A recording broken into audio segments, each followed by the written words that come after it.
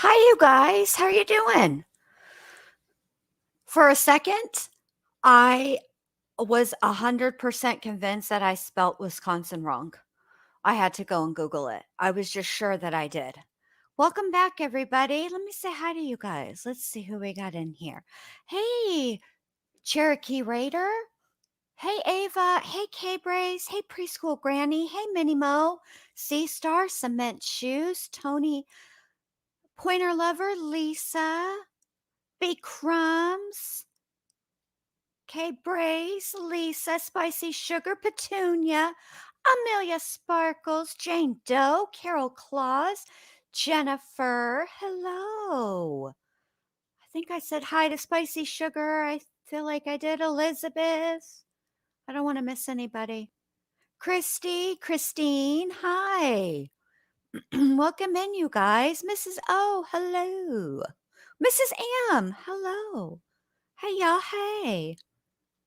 Oh, it just jumped in. Now it started all over again. Hey, Dee. Hey, Gina. Law Nerd Amber. Good to see you. Crime Curious. Hello. Candy Cane. Hi. Adrian. Hi. Erica.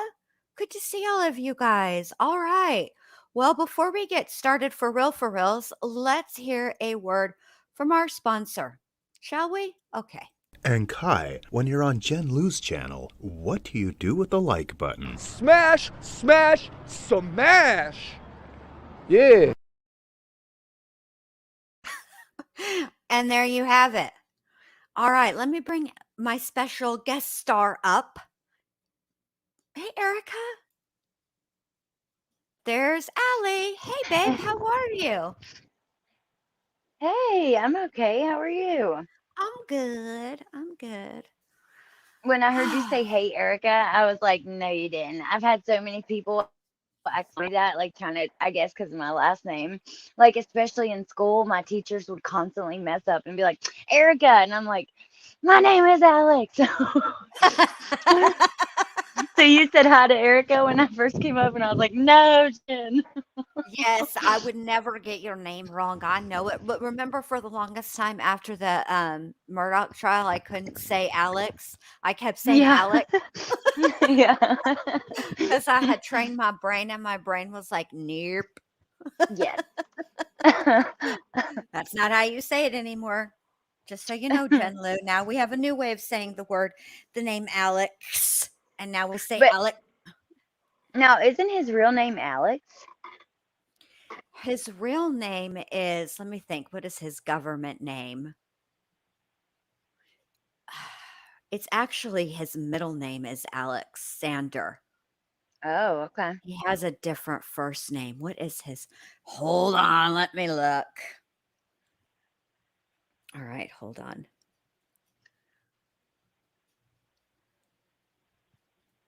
Hold on, let me search.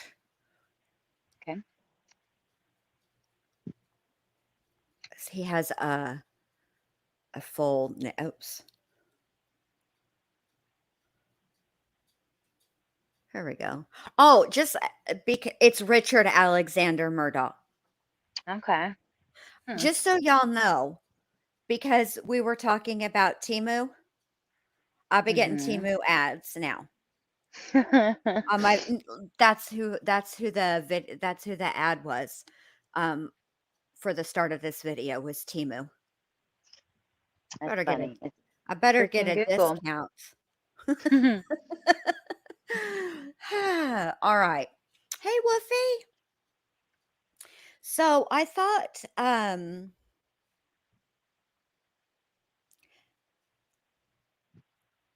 wow, really? Corinne?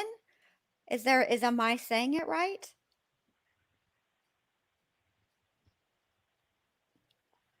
I think I think you're right, Law Nerd Amber. I think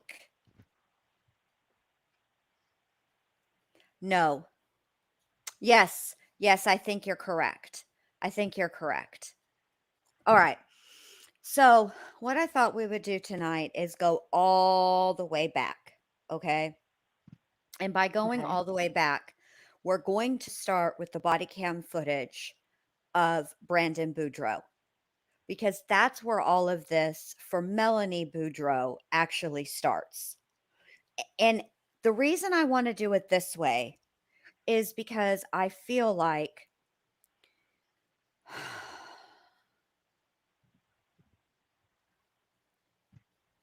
okay, when Brandon was shot at, Tylee and JJ were missing already. However, so Brandon Boudreaux was shot at in October 2019. Okay. Mhm. Wait. Yeah, because July 2020 is when Tylee and JJ's bodies were found, right? Yes. Yes. Okay. So at this point, June, this but yeah. is June. My bad. Sorry, you're right, June. Okay. At this point in October of 2019, okay, um, nobody had seen the kids, but this predates when Kay and Larry Woodcock did a wellness check or welfare check in Idaho. This is before, because that was in November, right? Yes. They did in November of Yeah. 2019 is when Kay and Larry sent a welfare check out to Lori's townhome in Idaho. And Melanie was already living out there. But what I'm not clear on, Allie, and maybe you can help me remember because I've forgotten.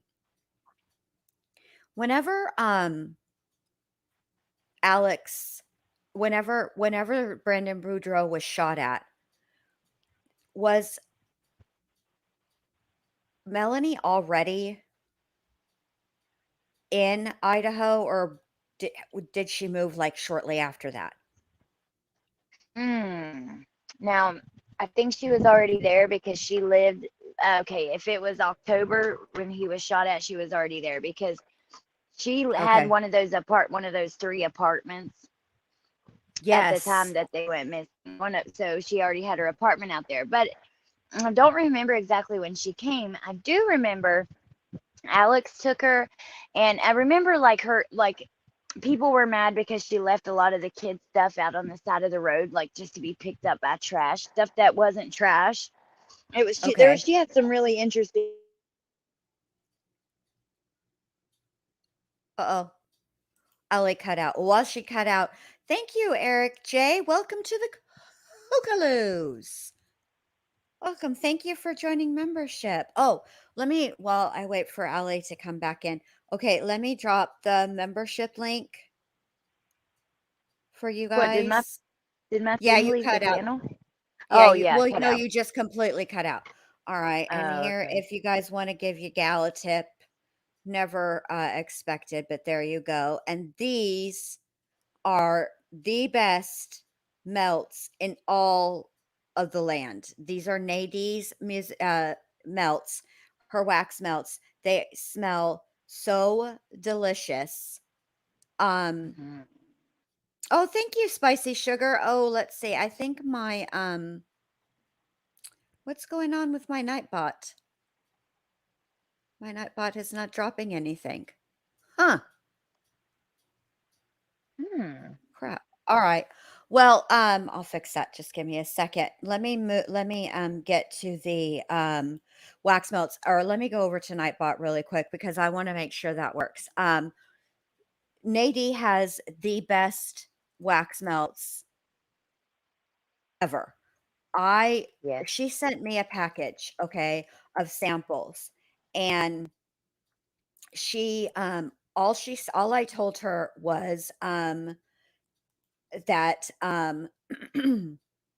just the kind of, scents that I like and the kind of scents that I don't like, and,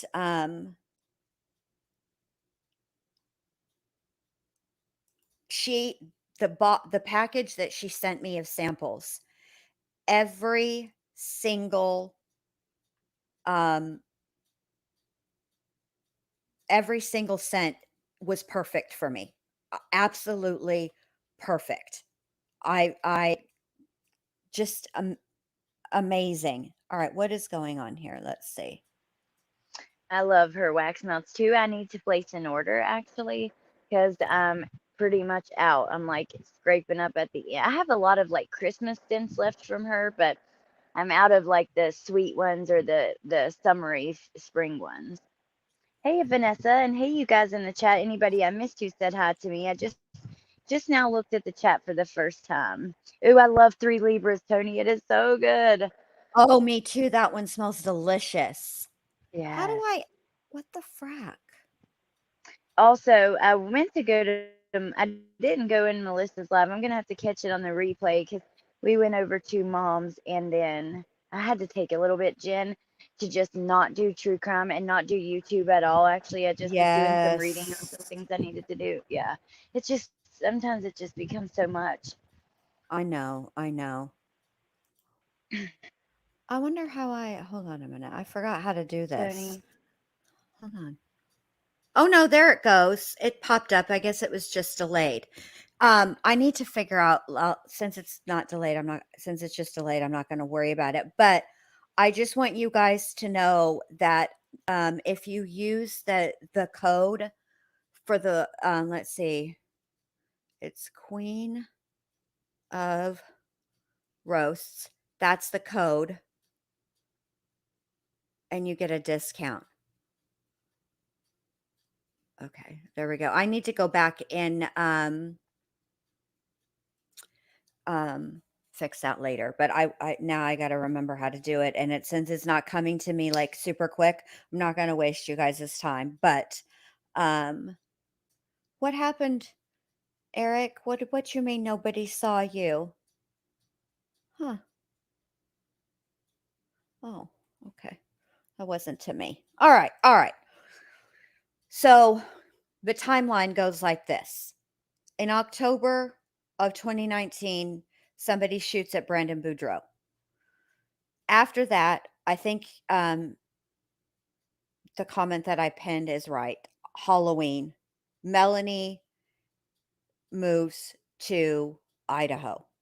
Okay. And when I was looking for videos for us to watch and stuff, I came across like like a local news, and they talk about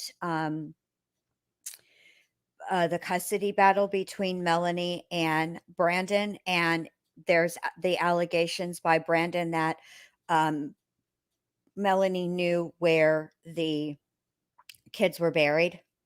So I found that to be interesting, but I kind of want to do this like can't even talk chronologically so that we know mainly what I'm interested to see is as information comes out, does Melanie alter her story?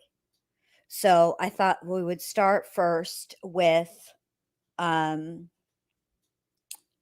Brandon Boudreaux. It's only a 20-minute video. I'll speed it up just a little bit, just, you know, for brevity. Hold on. Okay. Hold Okay, on. and then also, Jen, that we have after this, like after we watch a few, before we go, if you want Mhm. to, remind me and I'll get that one of her, that real short video though of her acting all funky, like dancing and all the weird Oh, things. yes, yes, yes, yes. Yes. Okay. All right. Because a lot of people and it's me. Hi, I'm a lot of people are curious as to why Melanie has not been charged, how she isn't facing any charges related to that shooting. I mean, the fact of the matter is, I'm gonna have to figure out how I can fair use the hidden true crime interview with Melanie and Brandon's friend because it's a very, very, very, very good interview. Um, and I'm thinking that maybe what I can do is use the clip tool because that gives the attribution to the actual channel. And that way, and upload it it'll upload to my channel and I can just play it from my channel. And that won't, because I don't want to take any of their work and I want to give credit where credit is due. But she says some really, really, interesting and enlightening things. Wait, Um, uh, what hmm. tool? I don't know what tool you're You talking know how about. I you don't know can what you're go talking to, about. okay, so you know how if you go to certain videos, they have to have it enabled, right? You can where the Mhm. live chat, share, report, etc. is, there's a clip tool. Mhm. It's a little pair of Oh, I've seen scissors. that on some videos now. Yeah, Yeah. I've seen And that. that's what it does. That's what it does.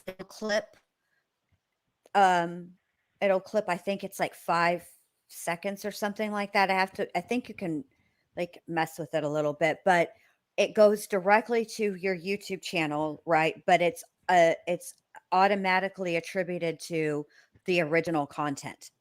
So you're Oh, basically that's cool. sharing it. Yeah, so that, if you were to play it, I could email the channel and ask them permission. I can Also, try you could that. clip, like, you could clip individually.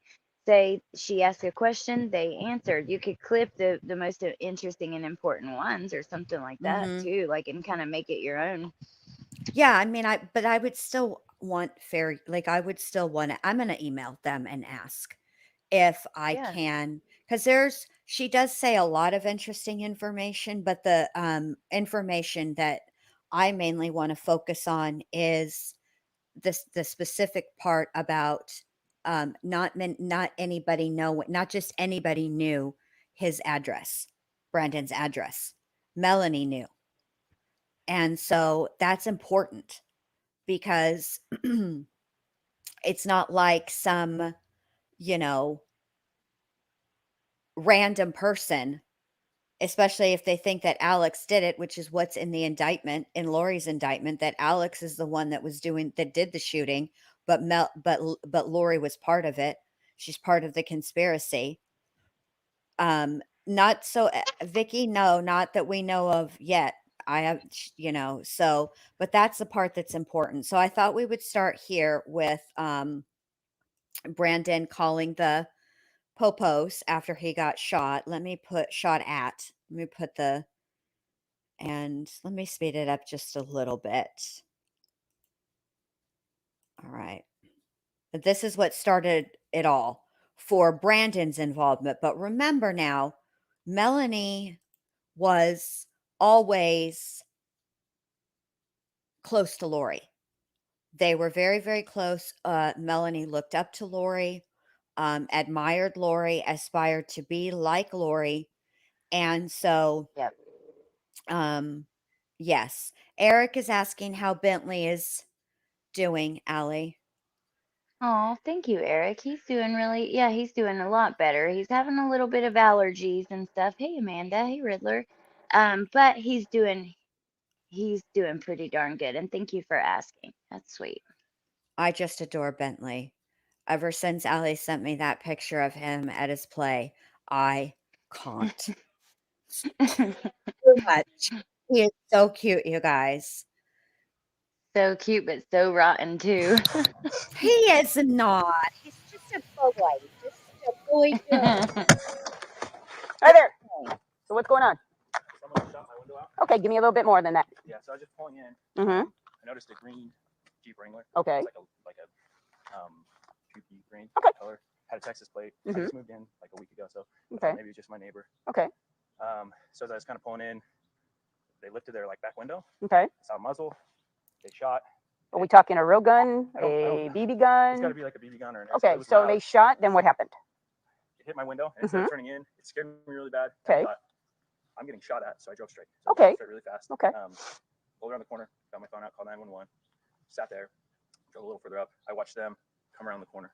What do you mean coming around the corner? Coming around the corner where? So I drove up there. I drove to the street. Gotcha. Right, went a little further. Okay. Parked by, there's a park right there. So he went northbound on that street. Turned right, and I watched him turn right down here, and I knew there was only one way out of this neighborhood. Okay. On Pecos and Wrecker, so I told that to the dispatcher. Okay, so he was on Wrecker. He went, but you don't know if he went on to Pecos. You just know Wrecker Road. He didn't get on Wrecker. He stayed on this, and he came out on. He had to have gone out on Pecos because that's the only. Oh, he stayed in the neighborhood. He did not go out to Wrecker. I got you covered. Okay.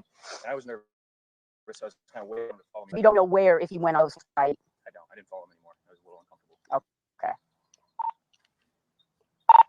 11-22, just for information on units. Vanessa did a left the 3-month neighborhood south membership milestone. toward Oh my Pecos and unknown goodness. from Wow. Thank Okay. you very much, So it was really loud, so I Vanessa. didn't have a BB gun, but it could have been maybe. Well, let's look. So you went into the driveway. They were sitting here. Yeah, so I was. Were they facing then west? Because if they opened the back. Yeah, he opened the back, and there had been 2 people, I think. Okay. They were parked right here. Right, facing that way. Facing towards this van. Gotcha. And so my window was like perfectly blind, so I was kind of starting to pull in. Okay, so you didn't totally pull in yet. Okay. Yeah, Okay. You can see my window. It's shattered, but it didn't go through, which means it's been in a real hole. I didn't think about that. Oh. Whoa, hello. Is that Sorry, my who's? fault, I'm not doing it. Okay, I'm like, what the heck? Oh, wow, I didn't see that. Yeah. Is this going to shut on me if I get close? No, 'cause I'll Okay. put the key inside.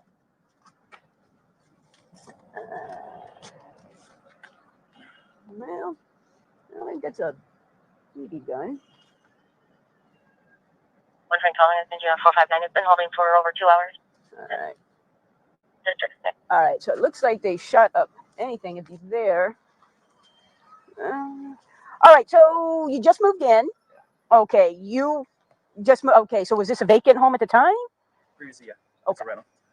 All right. So you're the owner though right now, or you still you're okay? So you're just renting it. Did the owners of the house? Can I open? Yeah. Is this how do you open this door? Go ahead. Ah, look at you. Sorry. That's pretty sweet. Oh, that car's fancy. Anyway, did the owners of the house say anything to you who was renting the house before you or anything? No. You have any enemies? Anybody that I you? just went through a divorce. There was some crazy stuff that happened with her and killed her husband, but I would hope that has nothing to do with this. Uh-oh. Dun, dun, dun, dun. Did you live here in Valley? That was me. Where'd you move from? I'm sorry? I've lived here for 10 years. Okay, so you moved from your door. You thought what was you, babe? The service, the bad internet. I thought like my end was. That's what it looks like when mine messes up sometimes. Like I'll still see you and me up here, but like the video we're watching, it'll just load like that. Weird. Oh, okay. Quinn, just right by that. Okay. And no issues at work, no issues, enemies or anything? Other than the only people that I could even think of would be that group. But, The family, yeah. your ex-wife's? Yeah. All right. Here, let's fix it. I can't fix it. It's the video. Kind of weird. All right, grab my camera and get some pictures. All right, so you were coming here. Did it look like a long rifle? Did it look like a rifle type? Yeah, it looked like a rifle or something. Like there was a muzzle. There was like some kind of a muzzle thing on it. Mm-hmm. And they just lifted up the back gate and shot. Okay. So they were shooting this way. Okay. All right.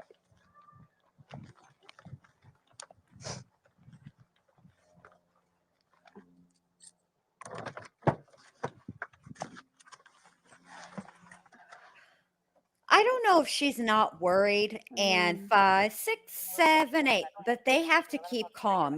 They can't be freaking out because, where's let me fix my avatar. Hold on.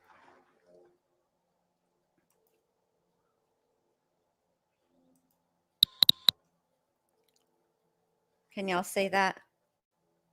Oh, it hasn't shown up yet. Wait till it shows up. Hey, head over this way to the house. I want to show you something. Yes, Miss Alice.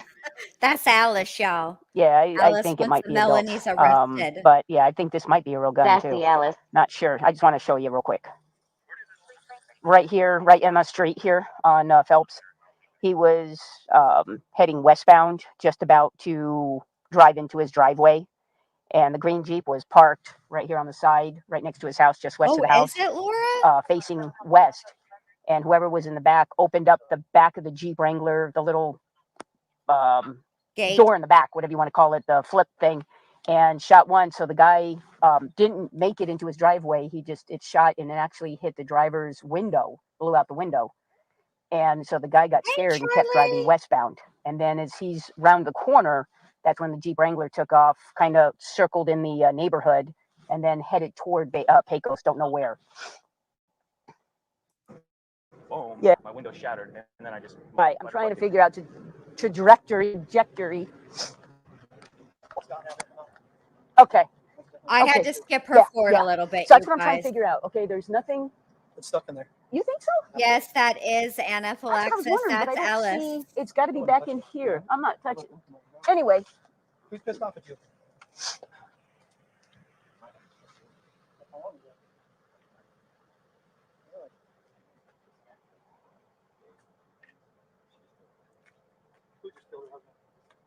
Uh-oh. They claim self-defense. He died at their house. They think I'm involved in it. Contact at 103 Charles Lobby.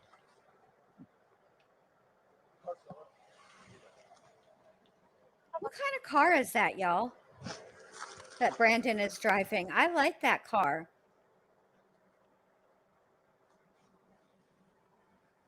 Oh, do you, Anna? I love a tuxedo cat. This is Brandon Boudreaux. This is a body cam from when he was shot at. All right, so he's right about here. Is that a Tesla? Thank you, Jamie. Okay. I kind of like that. You guys want to go just right over here for just a sec? Let me get some pictures real quick. Where were you on the car?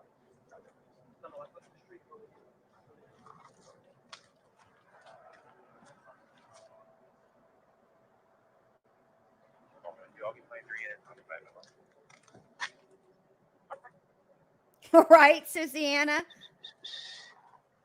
Oh, she whistles while she works. All right. Okay, pictures.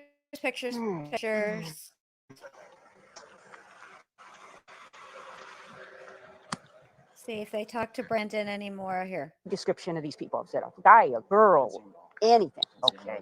I was trying to make sure I had enough distance in case they shot it. Okay.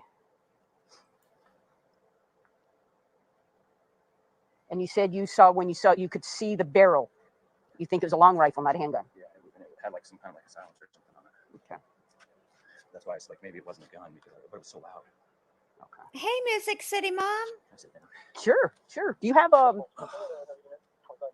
gonna say, do you have a chair or something that we can get you? I have chairs. I just want to sit down. Okay, sure, no problem at all. It's gotta hit me, Is there anybody else here? Are you the only person that lives here? Is there anybody here that? My kids live here with me. Okay. No other adults. Okay. Is there somebody we can call to come here to be with you? Yeah, in a minute. Okay, you go ahead and you take your time, whatever you need. Okay. Can I get you a bottle of water? I got one over there. I'm fine. I just want to. Sure. No This problem is- at all. Hang on. Let me just. I own a couple businesses. Let me just push pause here really quick. And I would just like to comment on the politeness and the attentiveness to which these officers are treating Mr. Brandon Boudreaux, as opposed to one Sarah Boone, who did not get a chair, had to sit on the cement and drink from the water hose spigot. I just wanted to point that out. I just I'm find sorry, that Jen. I was interesting. laughing. I know I have a lot of questions. I unmuted just so you know I was listening. I was trying to pay my bill on another window on my phone. But Oh, yeah, babe, you do so what that's you have why to do.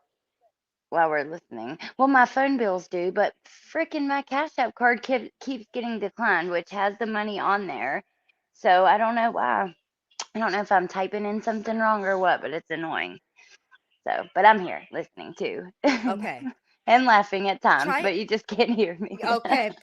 Because I mean, like, what is happening here? You know, he's getting like the full concierge treatment. Sarah Boone is drinking out of a damn water spigot. I mean, I'm just saying here.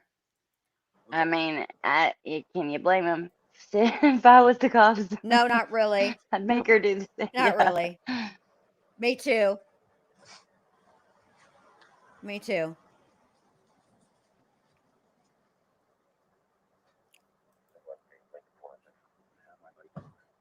Sure. I do think it's interesting though that he mentions Lori a couple of I started at times.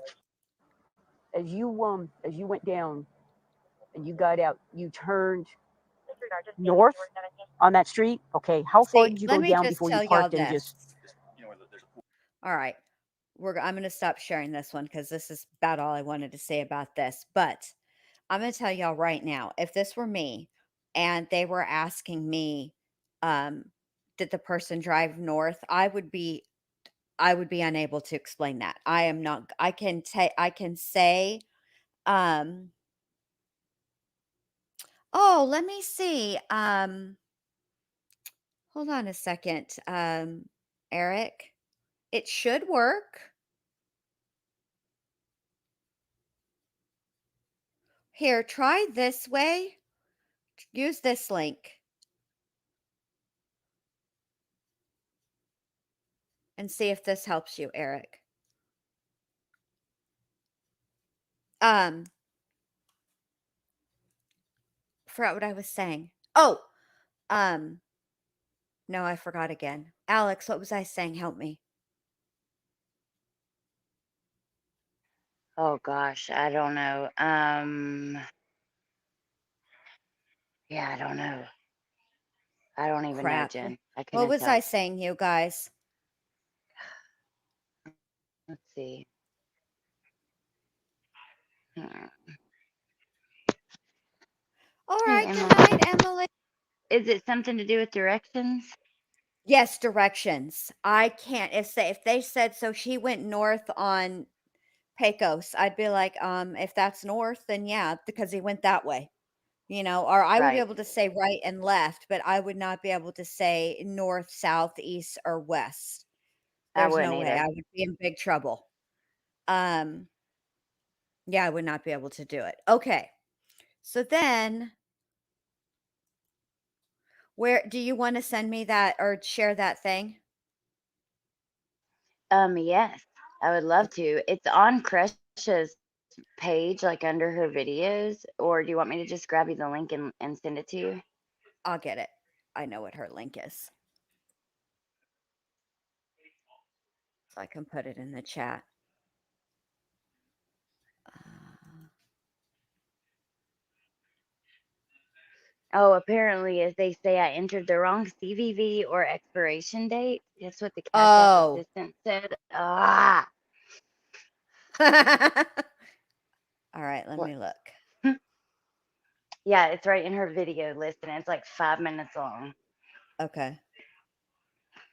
Oh, it is so weird.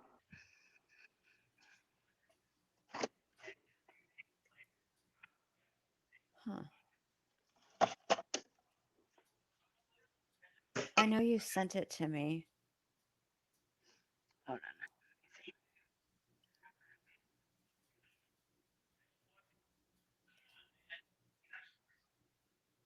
I've also got it on my community tab, so hold on. Let me just scroll for a minute. And I'll grab it from there. Let me see if I can get it on a playlist.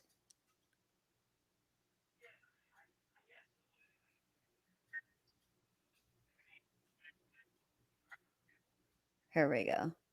Let's see if it's here.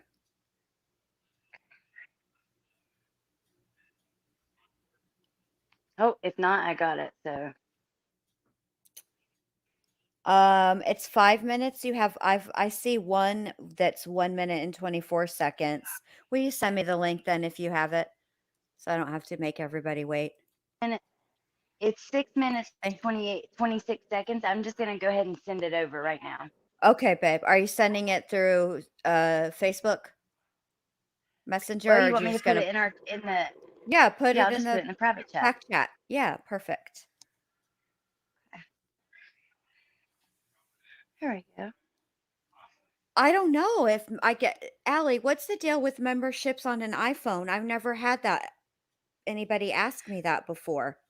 How do Well, people you do just it have on to. Well, that's what the link is for, the memberships link.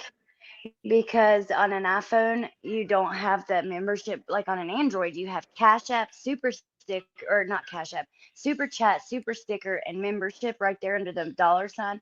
But on the iPhones, you don't get that option. So you have to have the link dropped. But if it's not working from that link, then I don't know. But he said it was doing the same thing on my channel, and a viewer of mine was having a hard time getting hers to go through, and finally she left a message that was like, finally it went through after Oh, many wow. times trying. All right. Yeah. All right. So, this is, let me put the link here for this. This is the video that we're watching. This is from Difficult Research.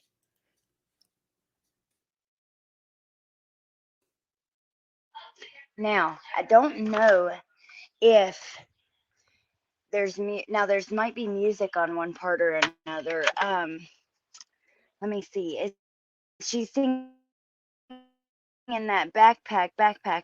Hold on just one second. Let me just do a quick look right here. I'll be No, she 2 seconds. sings, Just double check she for you sings before you Wonder play it. Pets, remember? Because Oh yeah, I you're right. played Why do I Wonder keep thinking Pets. of Dora?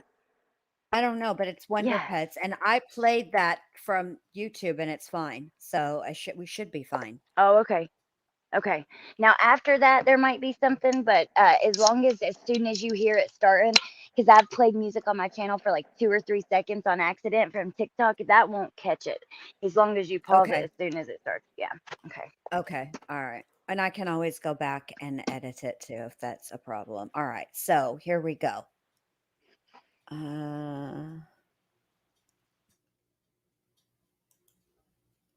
I clicked the wrong thing, you guys. Hold on. Now we're really in trouble because I clicked video instead of clicking share screen. All right. Like I'm new to this. Like I don't know how to do this. I haven't done it like 11 billion times. By the way, I told you I never turn my monetization off like during my streams. I always wait till after. And I forgot today for a little bit, and then I turned it on, and I imagined that I was going to get flagged from that video we played, but it did not flag me at all. Oh, good. Oh, good.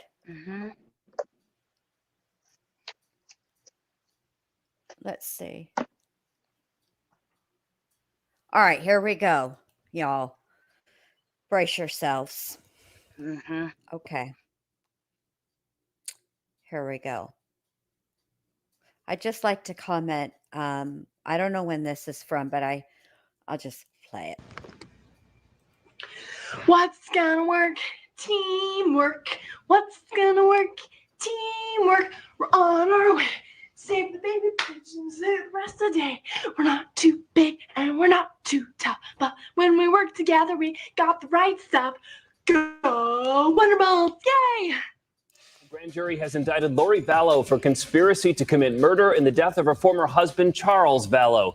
Lori Vallow is the former Arizona mother who's also facing murder charges for the deaths of her 2 children, JJ and Tylee, who vanished shortly after she moved them from Chandler. Their bodies were found in her new husband's property up in Idaho.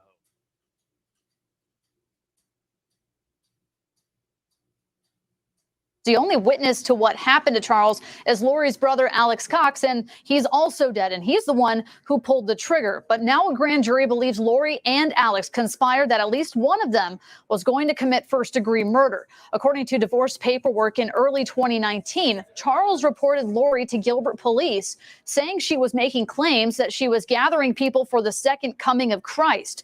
Charles told police Lori said if he got in her way, she would kill him. Then, in July 2019, Alex Cox called Chandler police saying he shot his brother-in-law in self-defense. Charles showed up to Lori's home to take the kids to school, but instead he was confronted by Alex.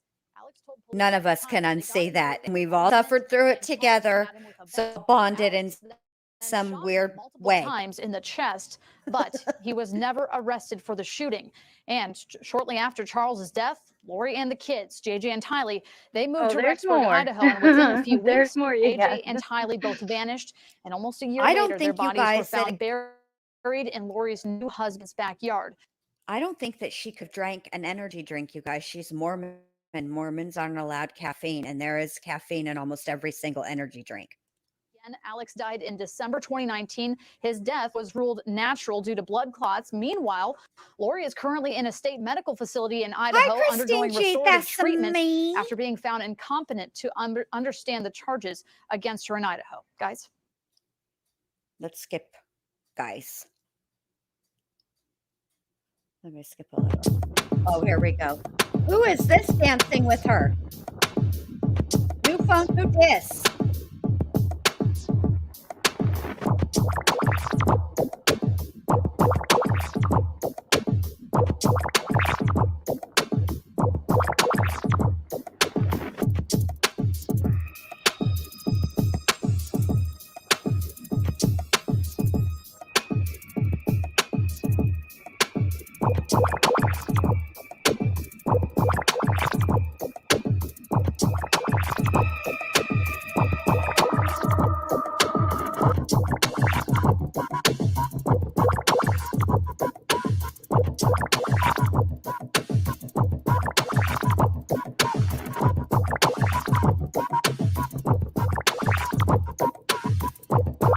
I don't want to be critical, but I don't feel like this form is correct.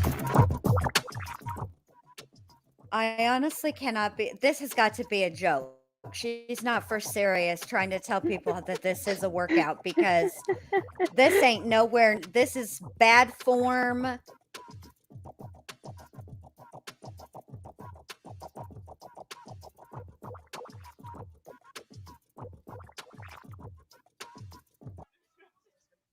But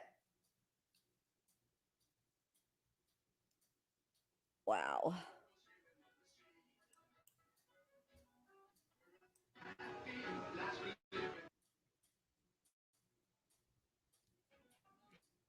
Wow.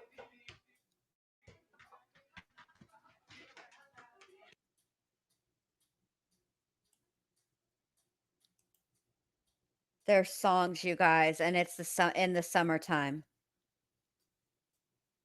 So I can't play it. Fuck. I think that was fun though. It only played on our end for like a second. All right. Who is she? Is that Brandon? I don't know who that is. Teamwork.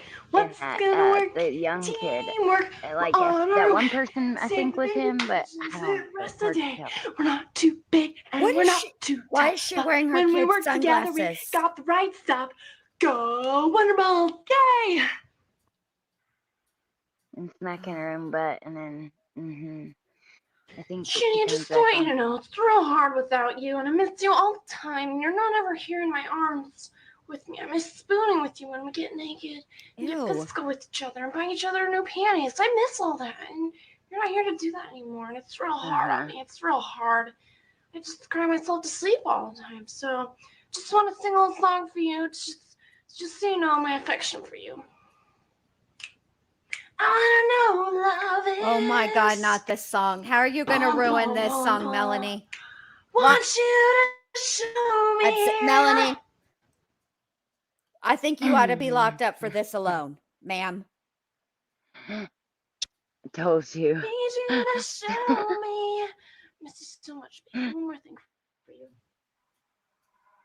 And then she wrote, "It's been cut. Your eyes will thank me." So I don't know what was in that video, but there was something else in it that she said our eyes would thank her for not putting it. Whoever decided. Yes, so I'll say this. Whoever was in charge of editing and cut that out, thank you. I greatly appreciate Thank you, Krisha. Thank you, Krisha. Yeah. Shout out to Difficult That was- Research. Was that not weird? Now I'm gonna have to look. I'm gonna have to look something up. Just give me un momentito. Okay. Hang on a second. I mean, know who I sings wanna that know song, what but the- now I need. Yeah, now I gotta know for sure. And then Here we go. also I'm pretty sure it's when we Foreigner. lay together naked and stuff, that was Yeah. weird. I thought that's what she said too, Shane. Is that what she said, Allie? I don't know. Maybe it was hard for me on the part where she was talking about I missed you so much. Yes. That part. I don't know. Yes. You'd have to read. I'd have to We're listen gonna to have it to watch again. it again, you guys. No, no, no. Nobody's doing this alone. We're all doing this together. Okay. No, no. Just that one part, if we could just Yeah, watch we're that not again. watching the whole thing again. I'm not trying to torture y'all. Thank you. God, what in the hell is up with this girl? All right, hold on. Yeah, we're all gonna suffer together, just so y'all know. We're gonna watch it again. Hold on a minute. Just that one part. Just that one part, you guys. I gotta know what she says. Just that one part. Real quick. Let me put the closed captions on. All right. Okay. All Wait, right, it's hold not on. showing. I know I have to add it to the stream. Oh, okay. All right. Here we go. Okay, here we go. Shinny, I just want you to know it's real hard without you, and I miss you all the time. And you're not ever here in my arms with me. I miss Hold on. spooning with you when we get naked together and buying each other new panties. I miss you all. You to know. Hold on. Sorry, you guys. I gotta know what she Shinny, I said. just want you to know it's real hard without you, and I miss you all the time. And you're not ever here in my arms Shenny? with me. I miss spooning with you when we get. Gross. I'm It done. sounds like What did she Shane say? or I don't know. I think it's Shane, but it's quite hard to understand with her doing that list Yeah, with type, the baby whatever it's called. voice. With the Yeah. yeah. I don't know. It does sound like Shane. She did say buy each other new panties. She did say that. It sounds So is like it a she's girl? saying Shay? Shay or I hear okay. Shanny or Shan something look. I'm just at this moment in time, I'm just gonna be glad that it's not Jen Lou. At least she ain't talking to me. will That's you all I give can me a say direct about quote that. from that so I can Google it? I'll see if it comes up in any movies. Oh, Can okay, you? here we go. Hold on. Oh, it's real hard with that. We got right up. Go. Yay! Wonder who? This is okay. Shinny, I just want you to know it's I just want you to know it's real hard without you, and I miss real hard without you. you all And the time. You're I not miss you all the time. ever here And in my you're arms. never here in my arms. Try that. What happened to Allie?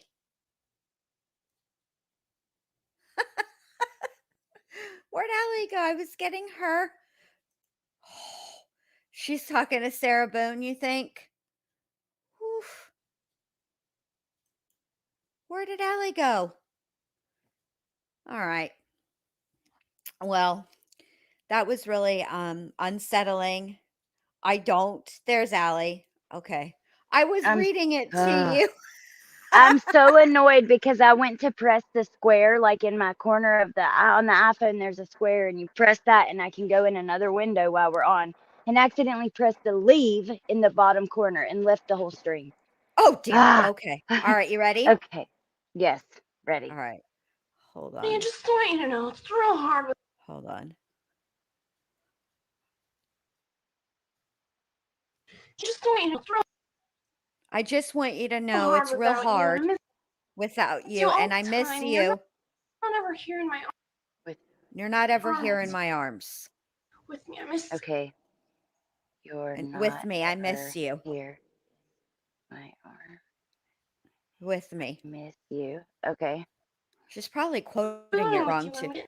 I miss spooning with you. Leave it. Let's go there. Just leave it there because Okay. I miss spooning with you. Okay. I got that all. Let's enter. All right. Now I'm going to rewind it. Let's slow it down a little and see if maybe we can hear what she says at the beginning. All right. Let's see. Let's slow it down to half speed. All right. We ready? Save the baby pigeons the rest of the day.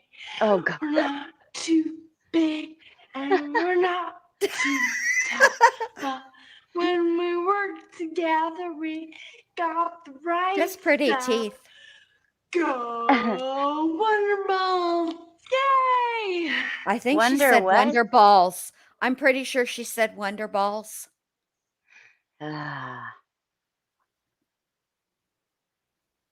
21 tearjerker movie quotes. I don't think so, but let me just check this. Hard without. It's too hard to tell. I don't think this is a movie quote. It's not coming up with anything. There was one article that came up, but it was missing the spooning part. So I'm going through just to double check and make sure it's not one of these. But no, I don't Spicy. think so.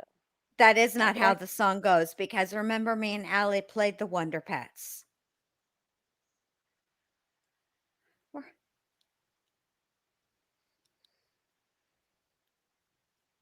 Wow. I mean, now I got to know more. I need to know more about that. Maybe it's from a show or God, I don't know. Yeah.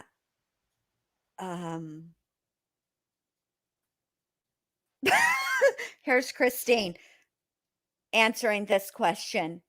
Okay, so here's Pointer Lover. Who has Wonder Balls? Laughy face, laughy face, laughy face. Christine G, that's me, not Chad. Oh my God. Can you hear my me? God. Yeah, I can hear you now.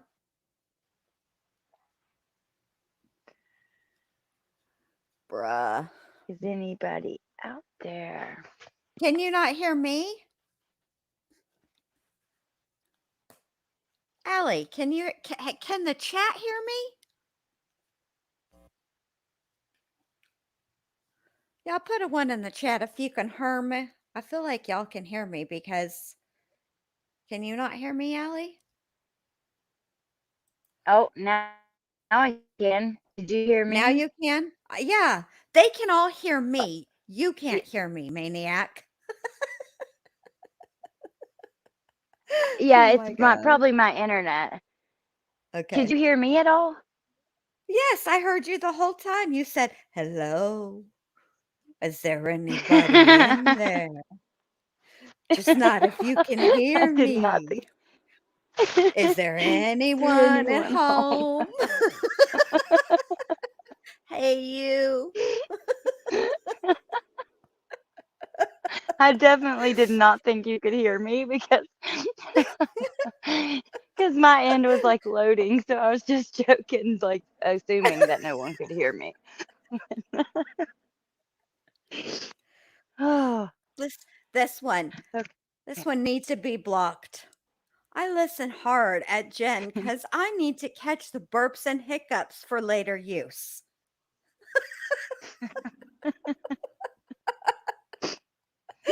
Oh my God. Okay. Now, the second thing, hold on, that I wanted to play for you guys is I don't know if we want to get into this just yet. Should we? Spicy Housewives. Oh, sorry. I'm reading the comments that I missed. You guys are funny. Go ahead, Jen. I didn't mean to interrupt. I want us to have. I want.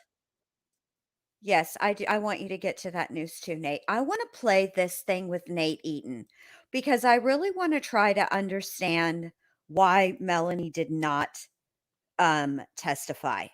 Okay?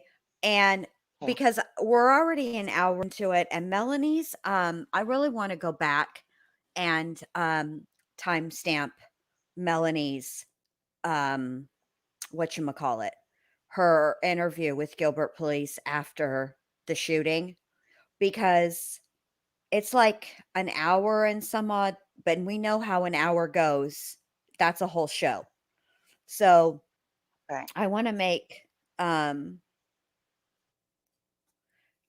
I want to make sure we have enough time to cover that. Plus, there's parts in there that aren't integral to the plot, so I want to skip that for you guys. But I want to know why she didn't testify.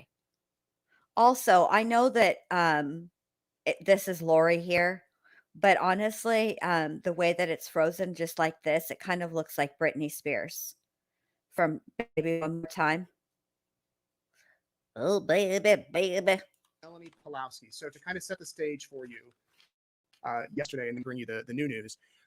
Yesterday, the prosecution said they intended to call Ian Pawlowski. Ian is married to Melanie, and the defense raised an issue that they believed that Ian had observed or read other witness testimony, which is not allowed.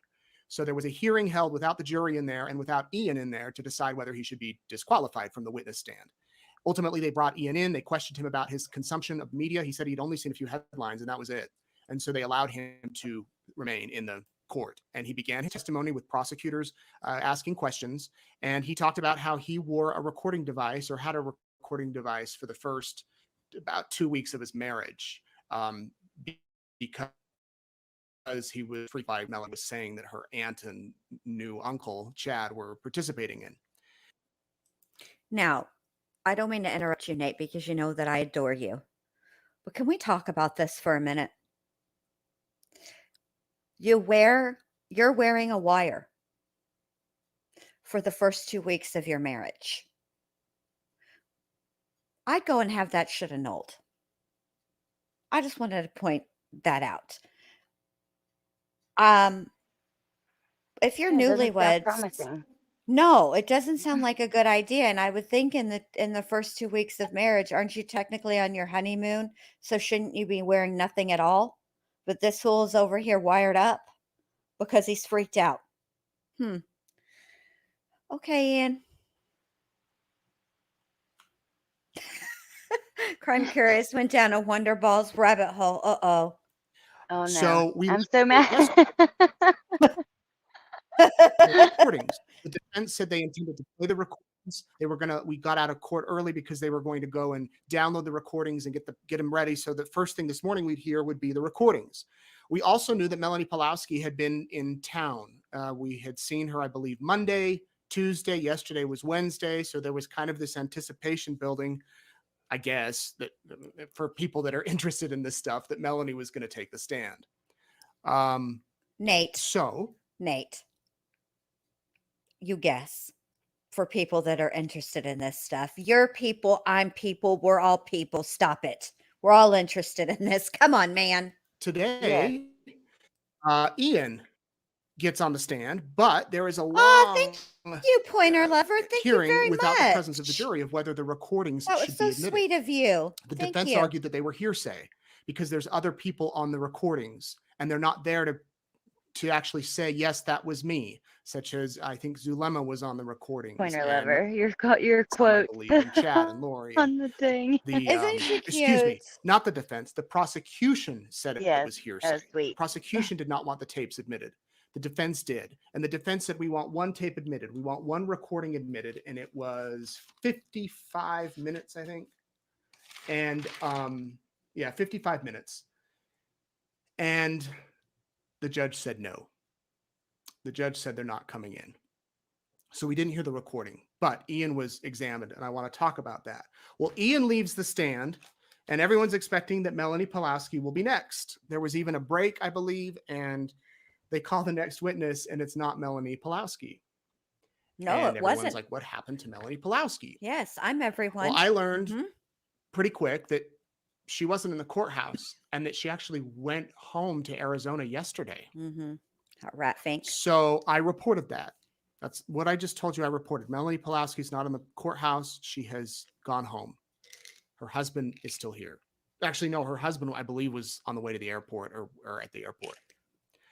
I leave about an hour or so later. I go to lunch. And as I'm walking into the courthouse, someone's like, was Melanie held in contempt? Was Melanie arrested? What's going on? She needs to be. And I'm like, no, she was able to leave. She left. Well, is she still under the subpoena? What happened? I didn't think much of it. Went inside the courthouse. I'm reporting on the hearings, and apparently rumors went wild. And so just a few minutes ago, I got a phone call from her attorney, her Idaho attorney, Josh Garner. Full disclosure, I've known Josh for years. I think Josh is a great guy. He actually helped me. My first major story that went like viral 15 years ago, it was Josh's client. It was a dog that was shot by a cop, and the dog survived. Anyway, long story, it's out there. Josh called and he said, I want to set the record straight about what happened with Melanie and why she left. He said that they arrived, Melanie and Ian arrived in Boise, and Josh, Monday afternoon. They anticipated testifying Tuesday around 1. So they get to the courthouse Tuesday, and around 3:30, they're told they can go back to the hotel because court was over. So they get here Monday. They anticipate that they'll testify Tuesday. Tuesday, they don't testify. They show back up at the courthouse Wednesday at 10 a.m., yesterday at 10. She never took the stand. When court wrapped up yesterday at 3:30, the prosecutors told Melanie she could go home, according to Josh Garner. They said she might be called again to testify. She remains under subpoena, and they're waiting to hear from the prosecutors if she'll be called back. So that's that. That's it. She could be called back to testify, but at this point, she is home and she will wait that call. She's not in contempt of court. She was not arrested. She didn't do anything wrong. The prosecutor simply said, we're not going to have you testify. Again, she does remain under subpoena. They could say something and maybe she shows up early next week. I don't think she'll show up tomorrow. I mean, we don't know, but court's going to end tomorrow at noon. And if she's in Arizona tonight, she's not going to be there. So that is what happened with Melanie Pawlowski. Directly from them. And we don't know if we'll hear from her in this trial or not. The defense has not subpoenaed her, as far as I know, as far as I've been told. I guess they could, but she remains under subpoena, and so she could get called back. That means she, isn't supposed to watch any testimony or whatnot. Hey, That was discussed yesterday in the hearing. That they were. Ian said that. Yes, ma'am. I hope you weren't smoking and I messed you up, but I was just curious, what are the No. rules on that? Like how, if there's a trial, and like when do the witness list have to be turned in and what are the rules surrounding that? Can it be up until last minute? Let me think about that. Cause it's Idaho, and I did look at this when I was looking up stuff respective to Brian Koberger. I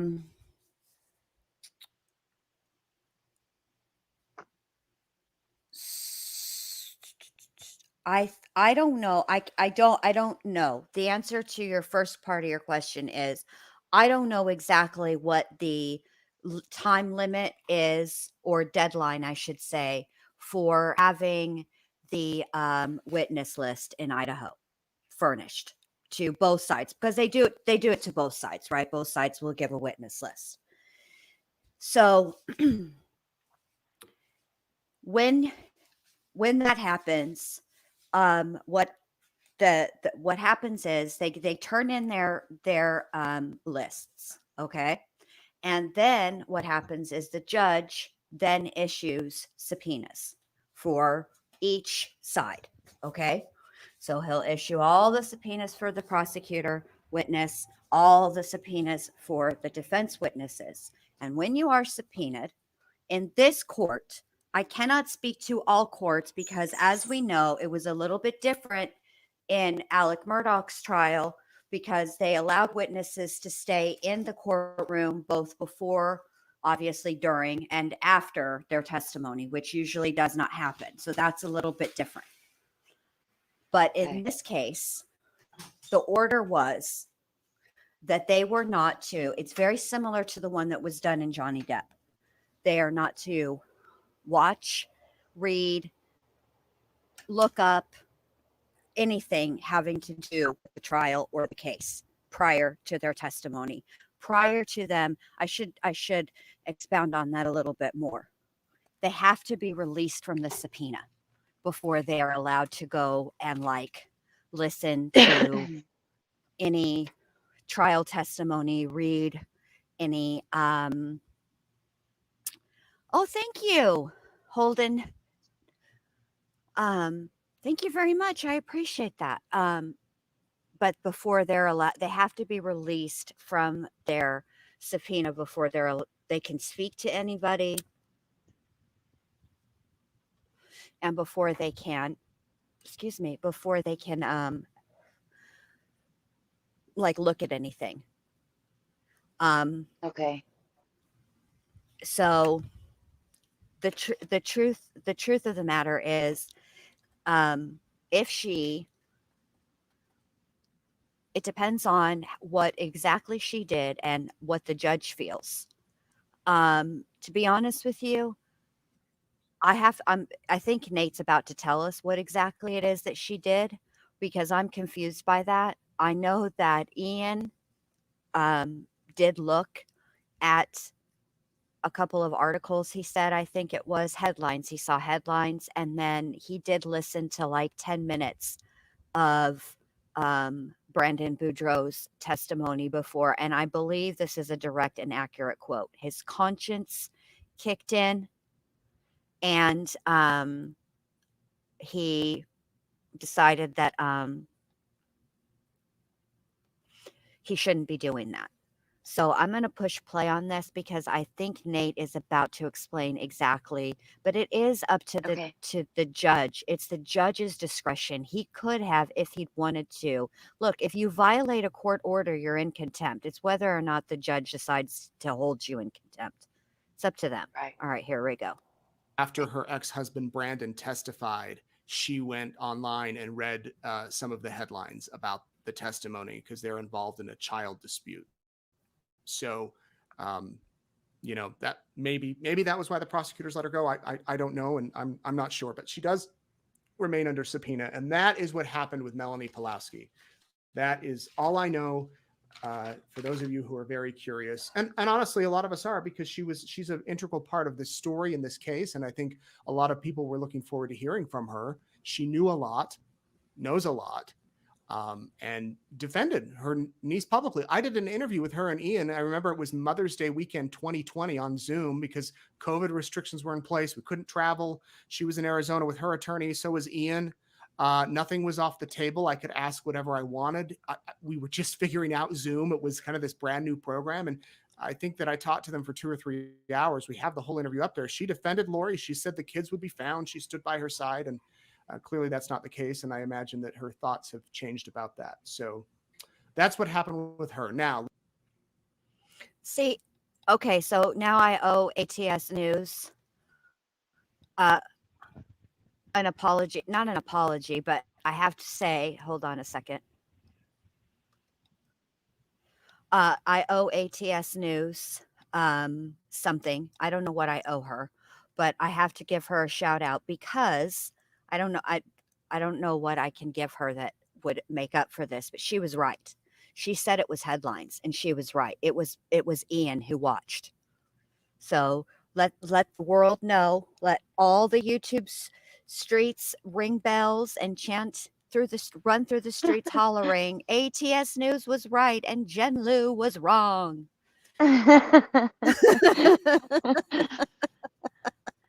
Because she was right. That makes no sense. Ian still testified, and he had saw more than she had. Mm-hmm. And yeah, that just makes no sense. I wonder what.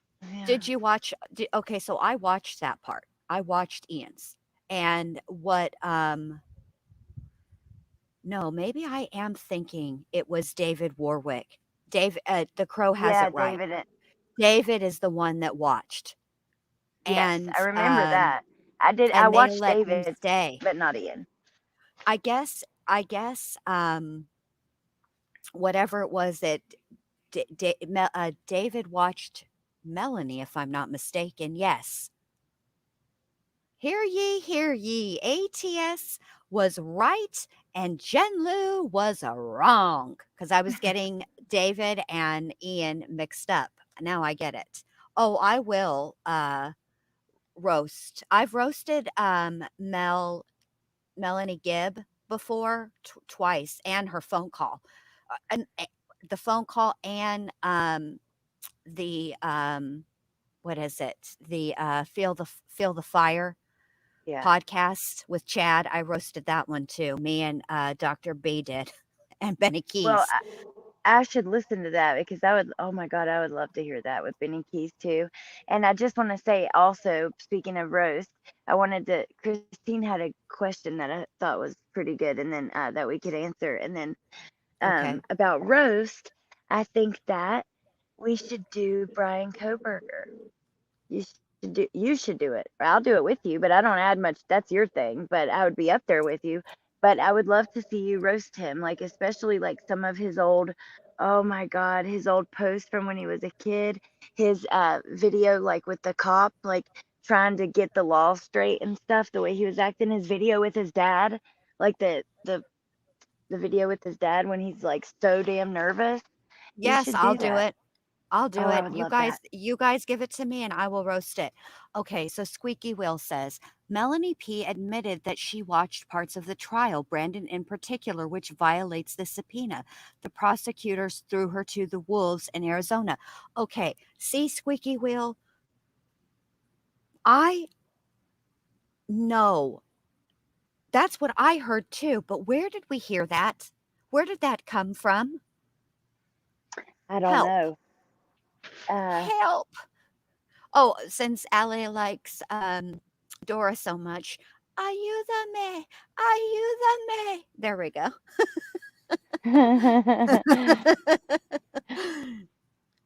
I would absolutely roast Brian. He's ridiculous.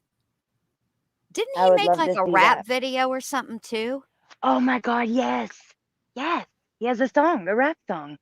And the video of him with his dad, like he literally looks like he could have used the bathroom in his pants right there or pee it like something, like he was just completely, oh my God. Then the video with the cop, he was quite a little smartass, like trying to like double, triple check the laws of stopping in Idaho versus Pennsylvania and how it's not like that at home, just Oh, that's over and right, over. because he was very confused about the use of a fucking crosswalk.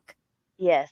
Yep. Yeah, that I would was love to see you roast him on that. And then, just in general, his appearance today. yes. I will listen. I will roast anybody that y'all let me. Not anybody. There's some caveats to that. Hey, now. Don't be Be sending me careful. YouTube creators, Yeah. because I will not roast another YouTube creator. But any criminals, I have no problema with roasting. I have roasted many of them, and I quite enjoy it. And yes, he does. We don't have crosswalks where I'm from, bruh. Come on, you don't have crosswalks. Bit. Give me a break. Um, I forgot what I was gonna say. I totally lost my train of thought. Yeah, but if you guys listen, my email is in my about section, and I'm better now. For a minute there, when we had both channels going, I was a little bit. It was hard for me to keep up with everything, and also, you guys, I have to pencil in a little fuck around time. Okay, I need a little for myself. I'm sorry, I just do. And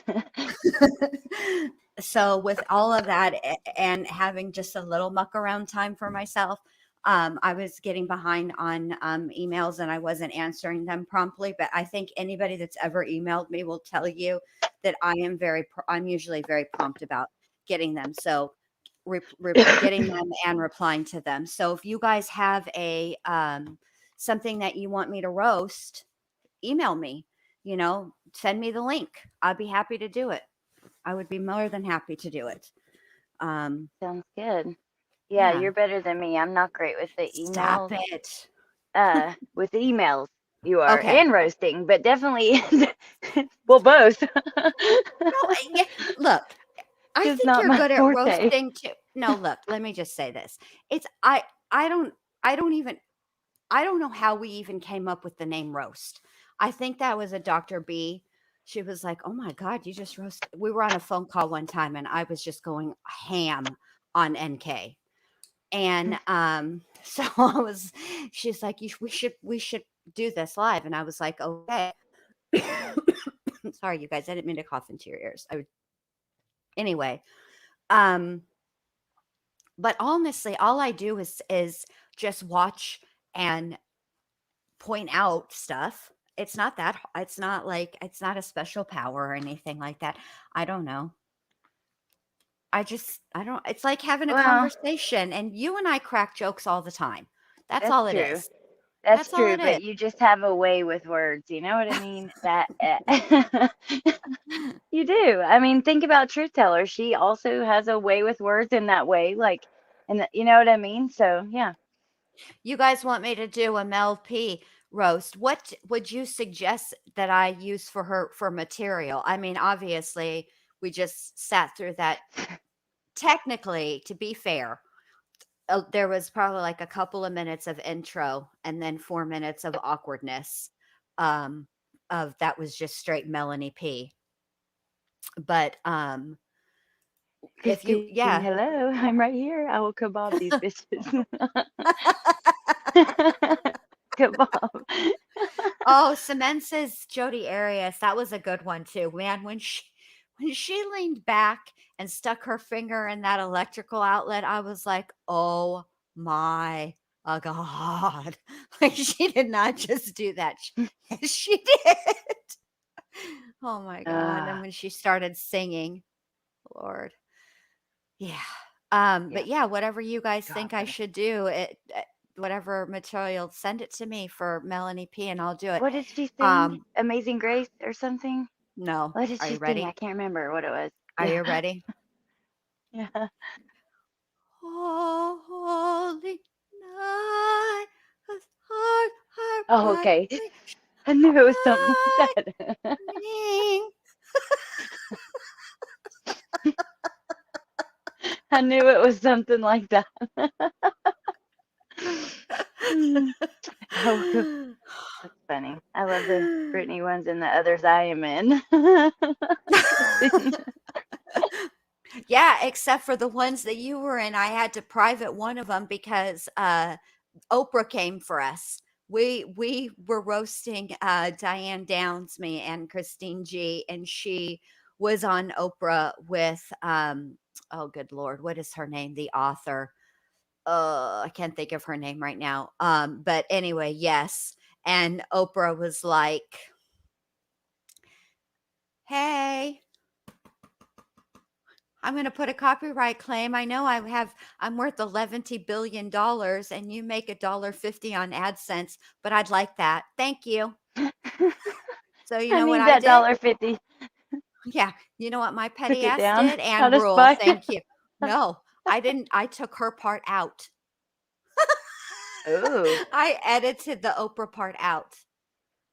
I Hmm. don't blame you. There you go. Yeah, dude, you're giving away cars and all the things she gives away and got tons of money and you're gonna, but I don't know, some of that is like automatic, I guess, but Yes, and rule. It's content ID, and I'll say this.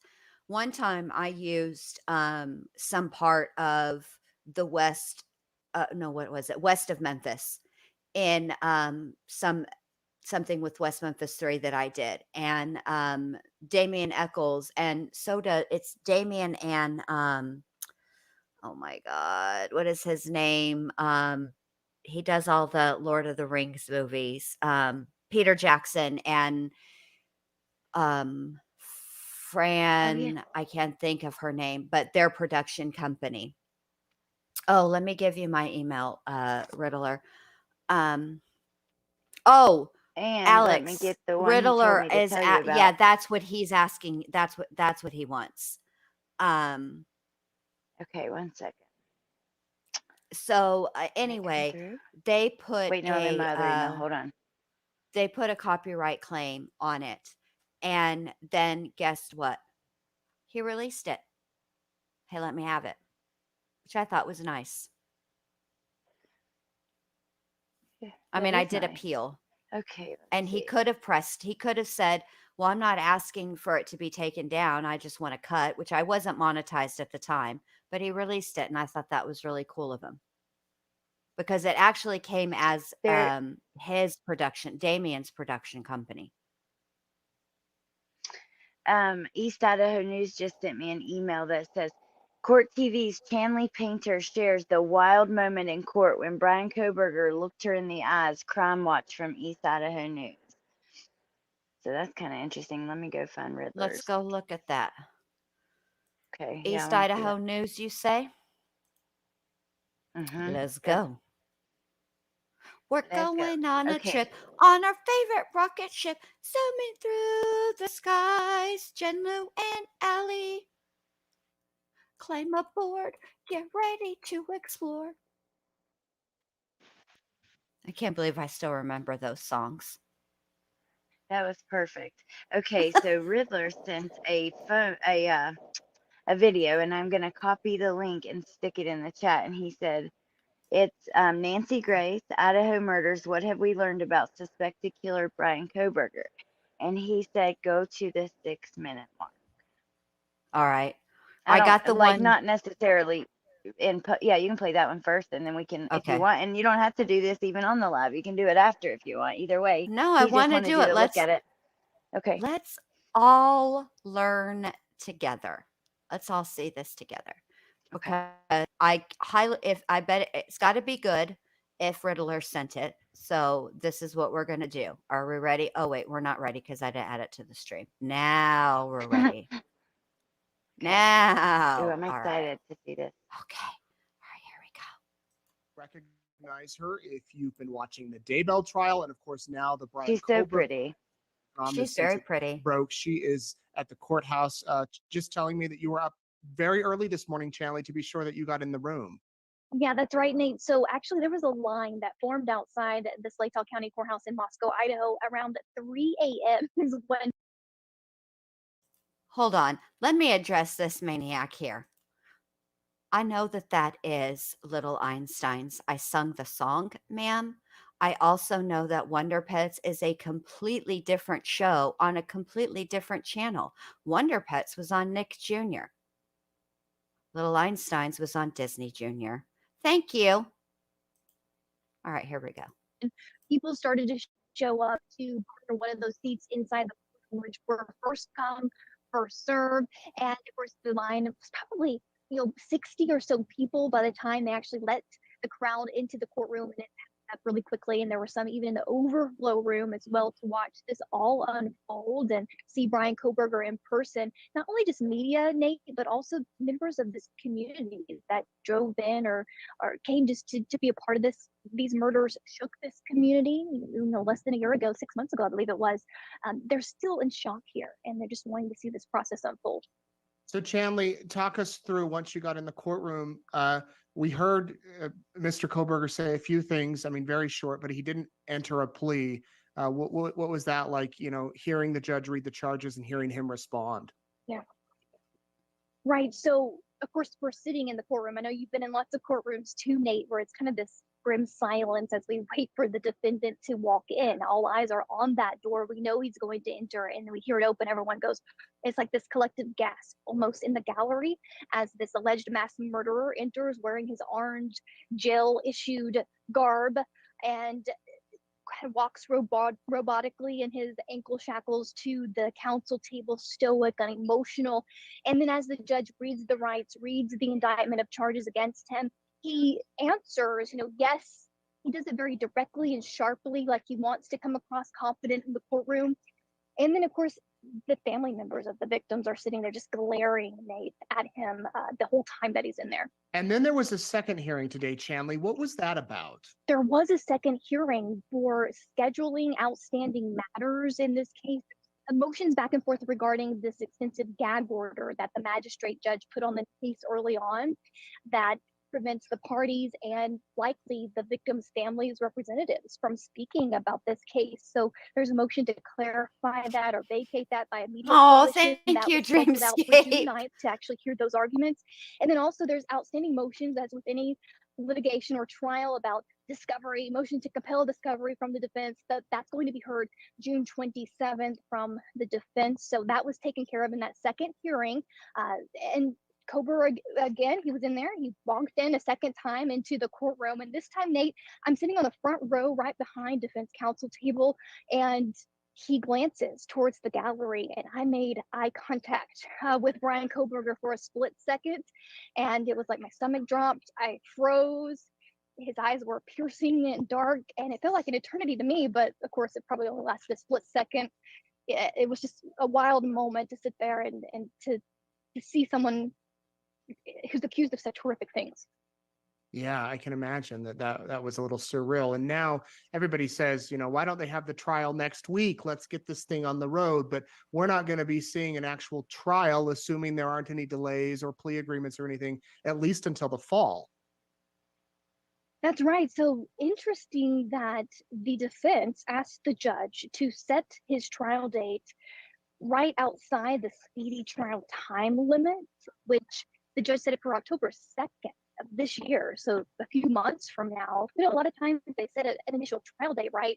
And it's continued somehow. There's a motion to change venue, or the defense decides to hold off on things. But as of right now, it's going to happen pretty quickly within a year. Yeah, that is quickly. I mean, of course, you and I have both been following the Daybell trial, which took 3.5 years to actually get to a trial. So I would be somewhat surprised if it does happen. But Lori Vallow did not waive her right to a speedy trial, and maybe Koberger is insistent that they go forward with it. And then the prosecution, I believe, is it 60 days they have to file if they want the death penalty? That's right, Nate. So 60 days from today, the prosecution must file that notice of whether or not they will seek the death penalty. They have to, of course, allege the certain aggravating factors they would pursue, much like, again, we saw for Lori Vallow and Chad Daybell in that case. Okay, I'm going to stop her there, mainly because I have questions. Y'all, let me put it over this way. You see this here? Mm-hmm. Nate's window? Where is Nate and where is she? She's over here. I mean, I know it's Idaho, so I know it's, still penguin land. Well, yeah, But why does Nate look like he's in Antarctica? he's in East Idaho, like far east, and she's out west. And they're even in different time zones. So I don't know. It's possible that it's just he could be on vacation or something like that, Who is Or vacationing in the snow? You live in the snow, Nate. Come to the Floridas. well, We'd love to have you. she is very cute and lovable. I love her. But yeah, I don't know, Jen. That's a good question. But okay, listen, he had his trial. She asked for it to be in sometime in October, and that is right Yes. outside the limit for his speedy trial. I think that's intentional, so they can't push it back. Think about it, Jen. Wow. Well, Unless he waives his right? well, hold on. Oh, Nancy is yelling at me. Stop, Nancy. Stop yelling at me. Okay. Let me see how long that is. All right. Speedy I think it's 6 months. trial. Or Idaho. is it Let 6 me months just from the day of the grand jury? Yeah. let me see how this works. Okay. For a felony, a defendant, and this is what maybe I 180 should. days. That's Florida. I think in Idaho it's the 180 days. I'm going to Google for sure, because in Florida it's 175. Okay. Yeah, it's better to Google and be sure, but that's All just right. something I remember hearing. Idaho law requires a trial be held within 6 months from the date a defendant is arraigned if that person does not waive their right to a speedy trial. Okay, so he was arraigned. Let me bust out the calendar. He was arraigned May 16th. 6 months. All right. So 6 months June, from that is November 16th. June, So it's actually right July, inside the limit. August, September, October, November. Right. She Yeah. said just right outside. So that would have been November. And he said, Ah, right. So she would have still within it. okay. Yeah, I get it. I thought she meant on the other side of it, but yes. Yeah. So he did it right before his time limit, and I believe that was intentional. Either way, it would have been. I believe it would have been to not push it back, to not Right. have it pushed back. Well, Jamie makes a good point. The 6-month period is November 22nd. And this way they have some wiggle room between or October 2nd and November 22nd. Right. Well, good. So Because, yeah. but I don't think it's going to be pushed back far. I don't see him waiving his right to that because he knows that's in his best interest. And it just is. It gives them less time to prepare. And I'm sure right. that Ann Taylor, who knows, she could take everything else off her schedule until then because they got a lot of evidence. I think it's like, oh God, I don't Didn't know. they Because say I'm bad like with the I know 50 one terabytes. 50 terabytes. It's like Mhm. an astronomical amount of hours. Yes. If you were to take that, if you were to take a terabyte, let me see, 50 terabytes, let's Google out because you know Google has the answer. And I know you have the answer, Google, because I know 51. you've Yep. been listening. Let's see. Let me see. How much Mark is coming in is clutch. 51 tera? No way, Amber. I could never see that. But Wolfie says the same thing. But I totally disagree. I do not see him taking a plea. I feel like he's because nah, I just don't. All I right, here feel we he's go. gonna want to beat. He's gonna challenge it up to the end, and they're gonna put on a good defense, in my opinion. But All right, hold on, let me see. maybe. Like I said, Wolfie was almost telling me he was going to plead guilty today. And then now she's saying, I still think there's a chance he'll take a plea. So he might. 10,000 hours, Marcus said. 10,000 hours. Yep. Wow. 10,000 and of audio, video, etc. So let me say this. Jeez. So remember how we talked about Let me divide that by 24. Go ahead. the fruit of the poison tree with Yes. the not okay. So the way that they obtained a search warrant Whoa. and and it was in the probable cause affidavit, right? But this mainly pertains to the search warrant. Was they referenced the familial DNA as belonging to the father of the suspect, right? Or when they compared, they were related. Okay, I think I said that weird, but you guys know what I mean. Yes. Yes. So and that's how they said it. The familial. So I remember it. Yes. Keep going. So okay, what she's likely going to do is start dwindling down that anything that fell under those search warrants.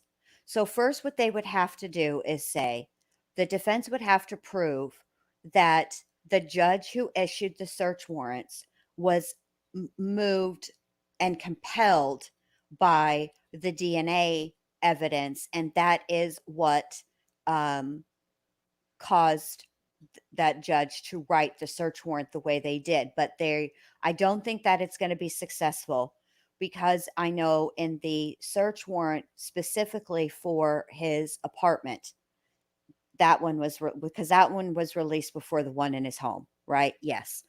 The one for his apartment came out first. And at the end, the detective who wrote that search warrant, wrote the request, said that not to use that DNA evidence as having more weight than any of the other things that they listed as probable cause to get that search warrant. In other words, the author of the search warrant did not want the judge to consider the DNA evidence. They just mentioned it, but it wasn't really something they wanted to be and they considered. threw it out already. Like they said, the state already said, like in these papers they just released, that they are not going to use it. They're going to use DNA, and they're going to use, I think, his DNA test. But any of that familial stuff, they said they're not going to use it all. Because Right, but the this is defense, you're right, the defense was questioning it, and they were right. bringing up stuff about it, and they said, don't worry about it. We're not going to use that. Right, but see, they can still argue. They have they need to make sure. What the defense is going to say is they want to make sure that that those those DNA results are not what caused the judge to find probable cause to execute a search warrant. So because we know that once Brian was arrested, right, they collected his DNA. They took a buccal swab, and then they also compared it to the DNA, touch DNA found on the sheath. It only comes into question as far as the search warrants go, because if the defense To can his apartment, that search warrant, or anytime the that one to arrest him? Like the one on the his house, search on his warrant, parents' house, and the well, I one know, at but they his did search warrants when they arrested him too, at his parents and on his car. Remember? So yes, would that? anytime What about that those? DNA anytime that DNA was mentioned, that DNA test, I only remember it specifically being referenced that way.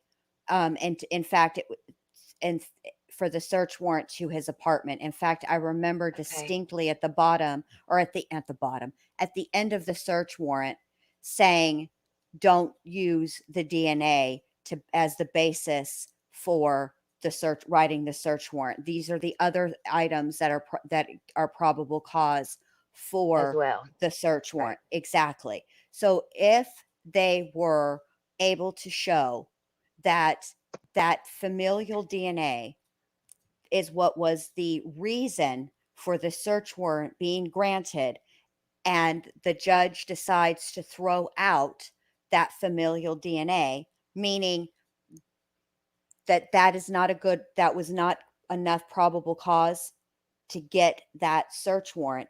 Everything that was collected underneath that search warrant is considered fruit of the poison tree, and then could also be thrown out. Right. Well, here's one thing that's good about that. As far as they've already released like some of the presumptive testing results, and Mhm. all the shit they took from his apartment, all those stains and all this like different things, none of them were presumptive for blood, except the only things that, and I don't even think this was, I don't know if this was in his apartment. Yeah, it was in his apartment. The mattress cover and pillowcase. Those did come back positive, presumptive for blood, but all the other stains came back negative.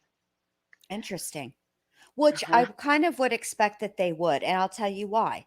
Because if you really think about it, Brian had roughly a month between the time the murders were committed, right, and the time that his dad came and picked him up and they drove back to Pennsylvania.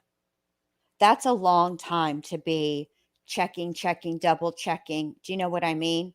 So I'm not exactly surprised that Yeah. I'm not exactly That it was. I'm not all that surprised that they didn't find anything. I would have been I mean Dahmer would be an exception. The amount of evidence and things that were kept in his apartment would be an exception, which is interesting because when Dahmer first started killing people, he actually was a lot, I hate to use this word, neater about it. His first victim, he did a lot of different things, but bottom line is he ended up sort of crushing the bones, right? And getting rid of the evidence. And I know that there were a couple of victims, that 2 or 3 victims at his grandmother's house. And that wasn't as neat as like the first victim at his parents' house before, and that's when he was alone. But the amount of evidence that was found in his apartment is not like common. That doesn't usually, happen. Not with a serial killer. I mean, maybe, you know, another Right. situation, but that's not typical. Most people do clean up. And certainly Brian, being aware just by taking, criminology classes, he would have an idea of what kinds of stuff the police would be looking for, right? And things to clean. So, and to Yeah. keep it, so Yep. there you go. Um, don't forget that Nancy Grace thing in the private Oh chat. And yeah, then yeah, yeah. Amber No, said, I got it. okay, yeah, because I'm I got excited it to see pulled that. up. And then And Amber said the fact that oh, go ahead. I'm supposed to scroll to the what, 6 minute? Yeah, 6 minutes. Okay. All right. The fact that BTK stood silent as well and then pled guilty to avoid death penalty is what makes my mind go that way, which that is true. And I looked at Wolfie sent me an article on that. But it's interesting because he's emulated not just BTK, he's also taken things from other serial killers like John Wayne Gacy. So I mean, I would be just as like it'd be just as likely to see him pull a representing himself like what's his name, Ted Bundy. You know what I mean? Because he is Mhm. literally emulating. I mean, going out to Washington State like Ted Bundy, going to there's a lot of different things of where people have compared him with Bundy too, and all kinds of other serial killers. And I wouldn't be surprised if he's taking a little bit from each one. You know? Correct. Because okay, I do want to talk about that. How long hey, good night, Corky. How how long do I play this clip for, Riddler, if you're still in here? And thank you, by the way, for emailing Allie so that we can play this. But Yeah. I appreciate that. Um but let me just touch on what you said just a second ago. The thing of it is that the only thing that he pulled from Bundy um is essentially the sorority, which was Right. actually not his, it was his second to last. Yep. Uh In Florida. Glory Leach, Kimberly Leach was his actual last victim, right? But the fact is that Bundy was much more up close and personal with his victims. There were bite marks. He did other things. Hey, So there I could mean, be that stuff too. We don't know there yet. could be that. We don't There know. could be. There could be. He was also a necrophiliac, something he will never talk. He doesn't like Ugh. to talk about, and absolutely denies it. Um, Oh, I'm so interested in his case. I don't know why. It's only not only I do find him to be handsome at times. Like I could see like some of the people that get groupies, like Richard Ramirez. I'm like, what in the world? But some of that right? I can see his charm at times, and also the fact that he had a girlfriend the whole time. You know, I don't know. I just think his case is so fascinating. The fact that I think his charm is what helped him get away with it for so long. And Brian Koberger does not have that charm. He's awkward as hell. He is not like Ted Bundy was No, charismatic and you know what I mean, and likable. we should really do a deep dive at some point on Bundy Can we because please? I would we love to can. do that. I know a ridiculous amount of stuff about Bundy too, but I'll say Oh, I would this. love that. Um, yeah, but Bundy is not actually, in my opinion, I never found Bundy to be um, particularly charismatic. But what he Mm. did was he used a ruse of being helpless, in need of help, Ooh, see, diminishing I did like in the diminishing courtroom, but you're right his about that. threats. That's how he got close. Now in the courtroom, that was a little bit different. Right. However, he we real there's a ton of clips of Bundy's. I will have to play it. I Um, would love to do that, Jen, because I'm so yeah, fascinated in that. But you're right. Didn't he act like, he had the broken arm and, I need Yes, he help. I did. can't. Yes, Yeah, he I thought did, he so. did. And, what he Mm, did was he came across to these women as, helpless, unassuming, injured, vulnerable, if you will, so that these right. women would let their guard down, and that's all it took for him. Wow. Now, BTK BTK is different.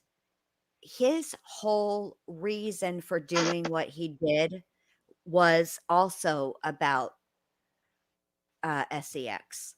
And, he had a particular fetish for binding. In fact, there are pictures, I have them, of BTK, they're selfies before there was a such thing as selfies, of him dressed up and tied up, dressed in women's clothing, and, uh, he tied his own knots. How he got the picture, I will never know, but, um that, so it seems like he's pulling Little bit. more of when these killers got caught than their actual MOs of killing, Oh, yeah. if Oh, that yeah. I makes could sense. agree with that. Now, what about Gainesville? Isn't Oh, the his, isn't his, Gainesville Reaper. is his somewhat, now, because I don't know anything about that, but I know a lot of people were comparing this to that when it first happened and saying it Well, was he similar. he did use a knife, and if I'm not mistaken, he, decapitated a victim and had the victim's head on a bookshelf facing their own body. Um, but Mm, it seems to me that what Koberger is emulating is not their style of killing, but more what they did once they were caught, their behavior after they were caught. For example, asking, was anyone else arrested? Gacy asked that. Was right. anyone else arrested? Doing the we stand silent, and then it remains to be seen what he will do. But that is something that these are behaviors that happened after they were caught. After they were caught. That kind of seems like what he is emulating. And I say that with this caveat. I don't know, other than a little bit, just like you guys, that what happened in the what the injuries were. We don't know enough, so I can't say um that's why it's very difficult for me to draw a comparison between the Gainesville Ripper or BTK or Bundy, because I don't actually know. And I will say this: when Bundy attacked the sorority house, he it, w- this was an this was unlike in anything he'd ever done before. This was a frenzied attack. This was it it was off his path. He It was a little bit um out of the norm.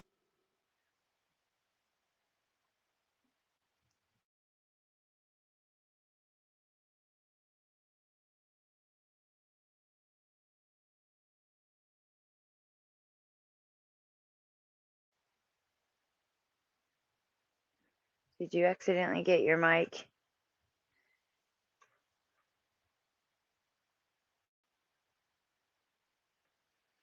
Uh-oh, I think she pulled her mic on accident.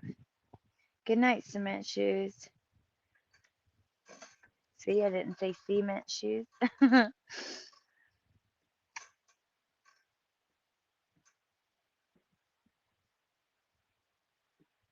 I wonder if he knows that BTK's dollar. I know, Jamie. I bet he does know that If because what? he's watching.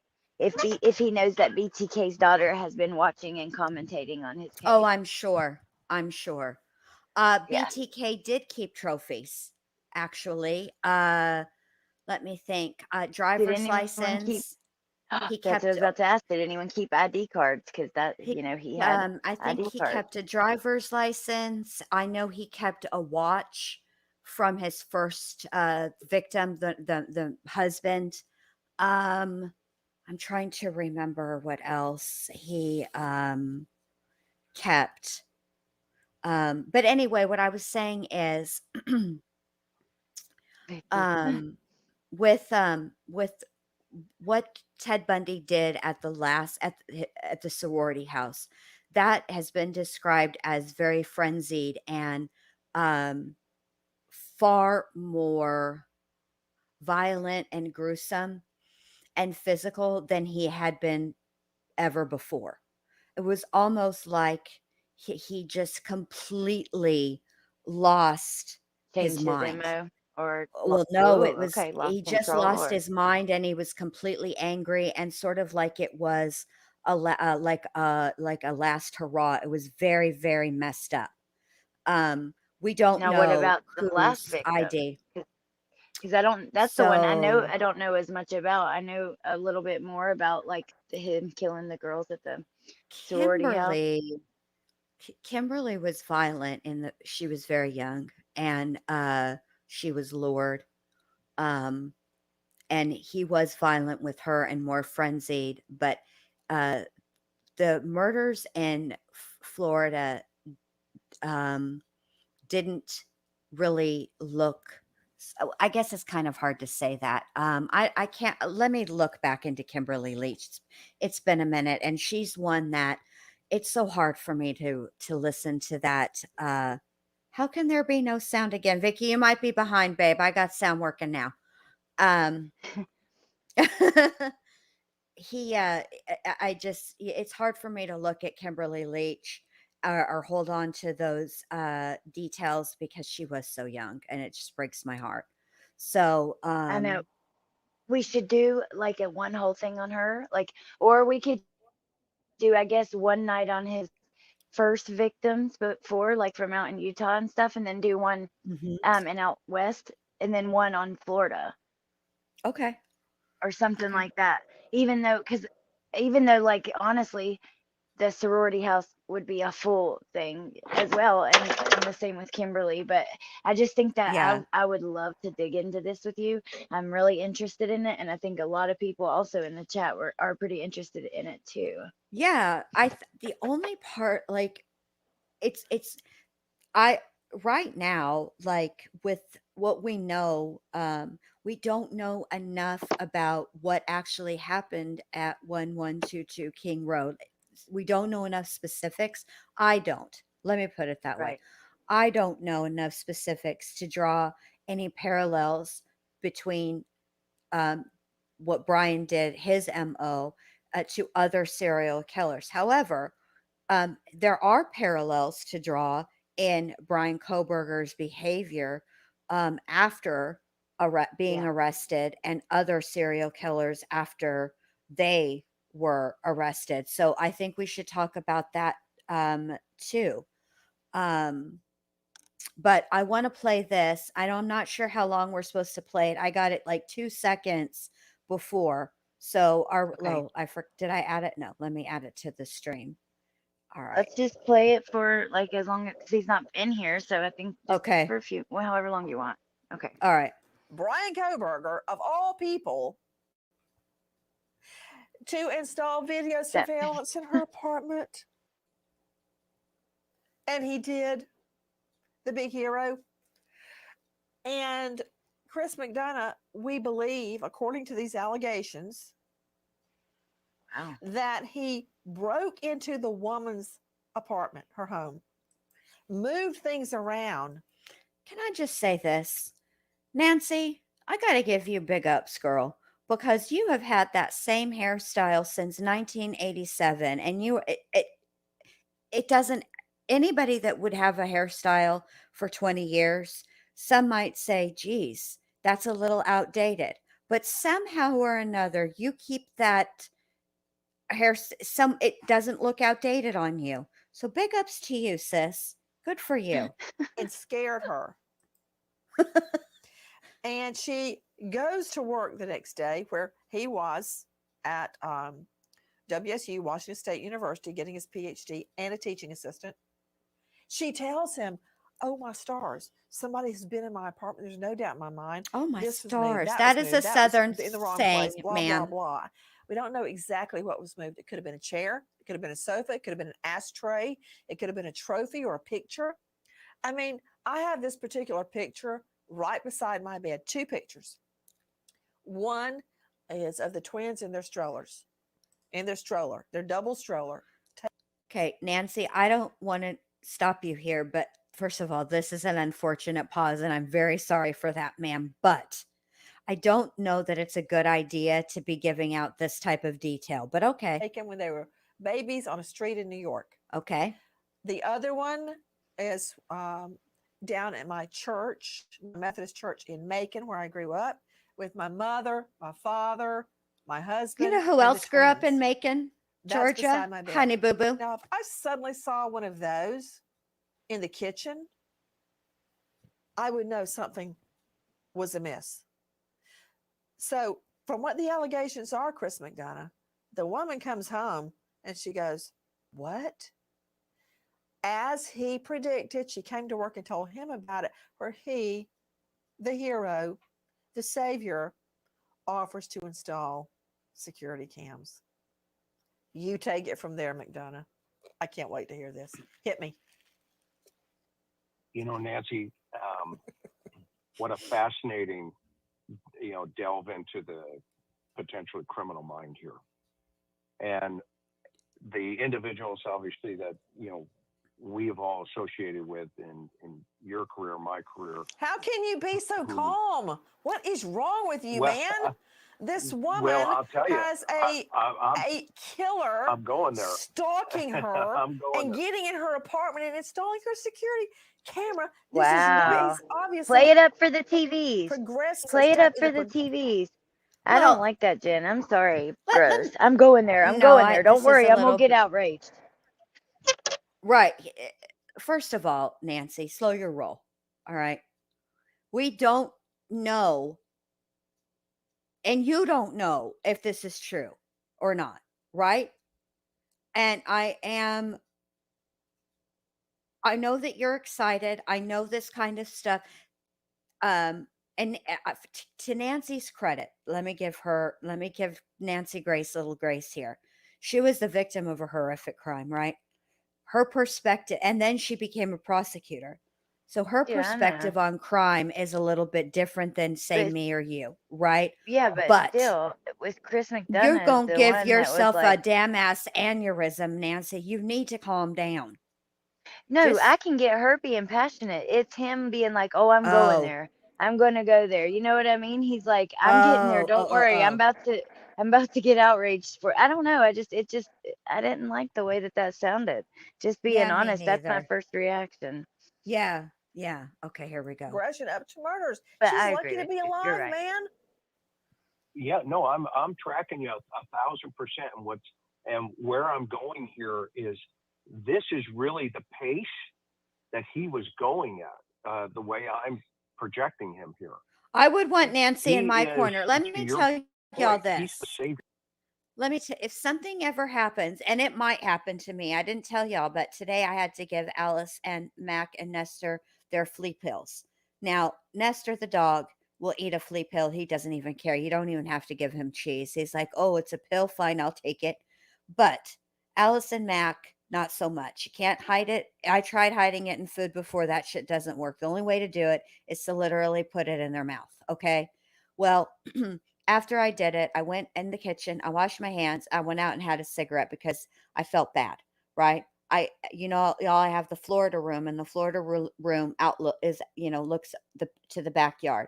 Who do I see staring out the window at me? But one Mac and one Alice. And I'm telling y'all, they were evil glaring at me. They were cahooting. So if anything ever happens to me, Mac and Alice did it. And please call Nancy Grace to report that shit. Okay? Because I would want her in my corner too. He comes into this situation Mm-hmm. with this, technical background. And Jamie said she was the next moves things victim. around. I thought her If boyfriend this got is him murdered that or broke something. into the apartment, the first part, okay? which it sounds like it is. And I think she's talking he about is Brian. playing this mind This game with her, but more this this girl being fear. the next victim. This guy is projecting this fear, i.e., control, by moving these items around. And who does she come to?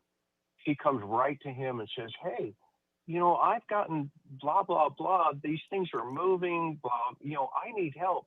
And he steps in and says, hey, I've got the solution for you. You need to have a surveillance system. Now, let's take that also back to the incident Mark person, where the neighbor of the victims, 122, who all of a sudden goes out to her car, and there's this big question of where was Brian Kober? Well, nobody knows, but we do know, and I understand from January through June, he was kind of MIA because everything was online. So that piece of this puzzle in March, we have to think about Oh this wow, car Heather. incident, I'll have to try that. where she goes to her suitcases and discovers those have been rearranged. And now we have this other incident of items being rearranged. Is there a correlation there? From an investigative aspect, those are the exact types of things we start looking at. And then we discover in that car incident, if it's connected, her underwear is in the door frame of the cup holder. And when this thing is first going down, the cops are going, well, you know, we got a lot of car burgs going on around in this area, et cetera, et cetera. But there's no real correlation. Now this information comes out, and guess what? It's almost the same type of behavior. Okay, let's Go ahead. in a nutshell, tell me what events you would connect. I would connect at this point. There's a high probability the car incident is connected. Okay, when you're saying the car incident, I'm going to make a flow chart. Oh boy, Which car Nancy's incident got are you- visual to, aids. To which car incident are you referring? The neighbors who came out to her car in March and discovered her suitcase had been removed out of her car and her underwear had been taken out of her suitcase and put into the door frame of, or excuse me, into a cup holder in her passenger door. Okay. And she's you're on body connecting cam. this to Kogerberger because? Well, it would be consistent with this fantasy. What about play. location? You got to let him answer. Right next door. Nancy, to come where on. the victims live. You can see, you go from her house right to the victim's house in her backyard. Exactly. Yeah. Come It's on just too now, close I for don't comfort. know. So you would And March? conceivably connect that plus. Well, and now we've got the voyeurism situation, and now we take that The colleague. into the the colleague, and now we take this 12, pings in the neighborhood, and we think to ourselves, okay, and Greg Cooper and I talked about this, by the way. As you know, Greg ran the behavior science unit. We've been colleagues since 1998. And behind the scenes, we've been just talking about, okay, Greg, what's your thought process on this? And he's point blank comes right out and says, it wouldn't surprise me that he did a recon into this residence. And I agree with him that there's a high probability he was poking around that house. Now, is that a physical recon or is it a surveillance recon? Well, we know that there's indications that he definitely was on the surveillance side, based on the fact that his phone is going to ping. But we don't know if he had access into their Wi-Fi into that house. And Well, if hold he on. did, I want to just conjure up an image for you. So, and they should be able to figure this out from movements with his cell phone. yes. But we know that he set up the colleague's Wi-Fi for her, including the surveillance system in the home. So he had her passwords He knew how to look, you know, break into her Wi-Fi. You know, like when I'm on the road, even from a plane, I can log into the Wi-Fi at the house. And if I want to look at the nanny cam, I can. Usually. Okay, I'm going to stop you right there, Nancy. There's a difference between logging in to something and hacking, breaking in, whatnot. Okay, there's a huge difference. Okay, let me answer that. This is problematic for me in the way that she's just even describing this. But Mama Bear, what I want to tell you about it, what I want to answer this It's question for not. you. There's no, okay, this evidence, quote unquote, was part of the Dateline special that aired. Was it Friday night or Saturday night, Allie? Friday, because I watched Yeah, it Saturday. Friday. right. Oh, the Friday panties night. were mentioned in that? Because I remember Yes. hearing that mentioned before. Yes. About, uh-huh. Okay. Okay. So, what they're trying to say in this whole Dateline situation is that these types of behaviors. Okay. So, what had happened with the panties? Let's just start there for those that haven't watched Dateline. What happened with the panties? Well, I hate saying that word. With the chones was that this girl who is lived was visiting somebody at a house that was very close to 1122 King Road. Okay. Had a suitcase in her vehicle. All right. She came out to her vehicle the next morning. All right. And the suitcase had been moved and it had been rummaged through. And also, a pair of chones had been taken out of the suitcase. And on the armrest of a passenger door where the cup holder thing is, that's where Mhm. the panties were at. Okay. So she calls the police, and Dateline does show a brief ish clip of the exchange between this young lady and the cops or the officer. I think it was, I mean, there might have been more than one officer out there, but they only showed one. Okay. See, I remember hearing about that, but this is the thing, Jen. Okay, his mom's post, that post I looked, it was in July of 2022. Even Okay. if it wasn't her, he didn't move into the apartment complex until August. And it just, I don't know, it makes no sense that he would be there in March. To me, that is just ridiculous that, I'm sorry, but because they know so much more about crime than we do, like you said a minute ago, they, I'm sorry, but that's just irresponsible reporting. And Chris McDonough being a detective, there is no evidence to show any of that to be him. Yeah. And especially whenever he he didn't graduate from DeSales until the spring before that. He had just graduated. Now some say, oh, he could have been in online classes at the end. Maybe, but regardless, I don't buy it. I don't, until there's more evidence. I just think I Right. cannot believe that this is actually reporting coming from law enforcement investigators and ex prosecutors. That's just wild to me. Okay. And so that, yes, you're right. So then we have this separate incident. Okay. So what had happened was a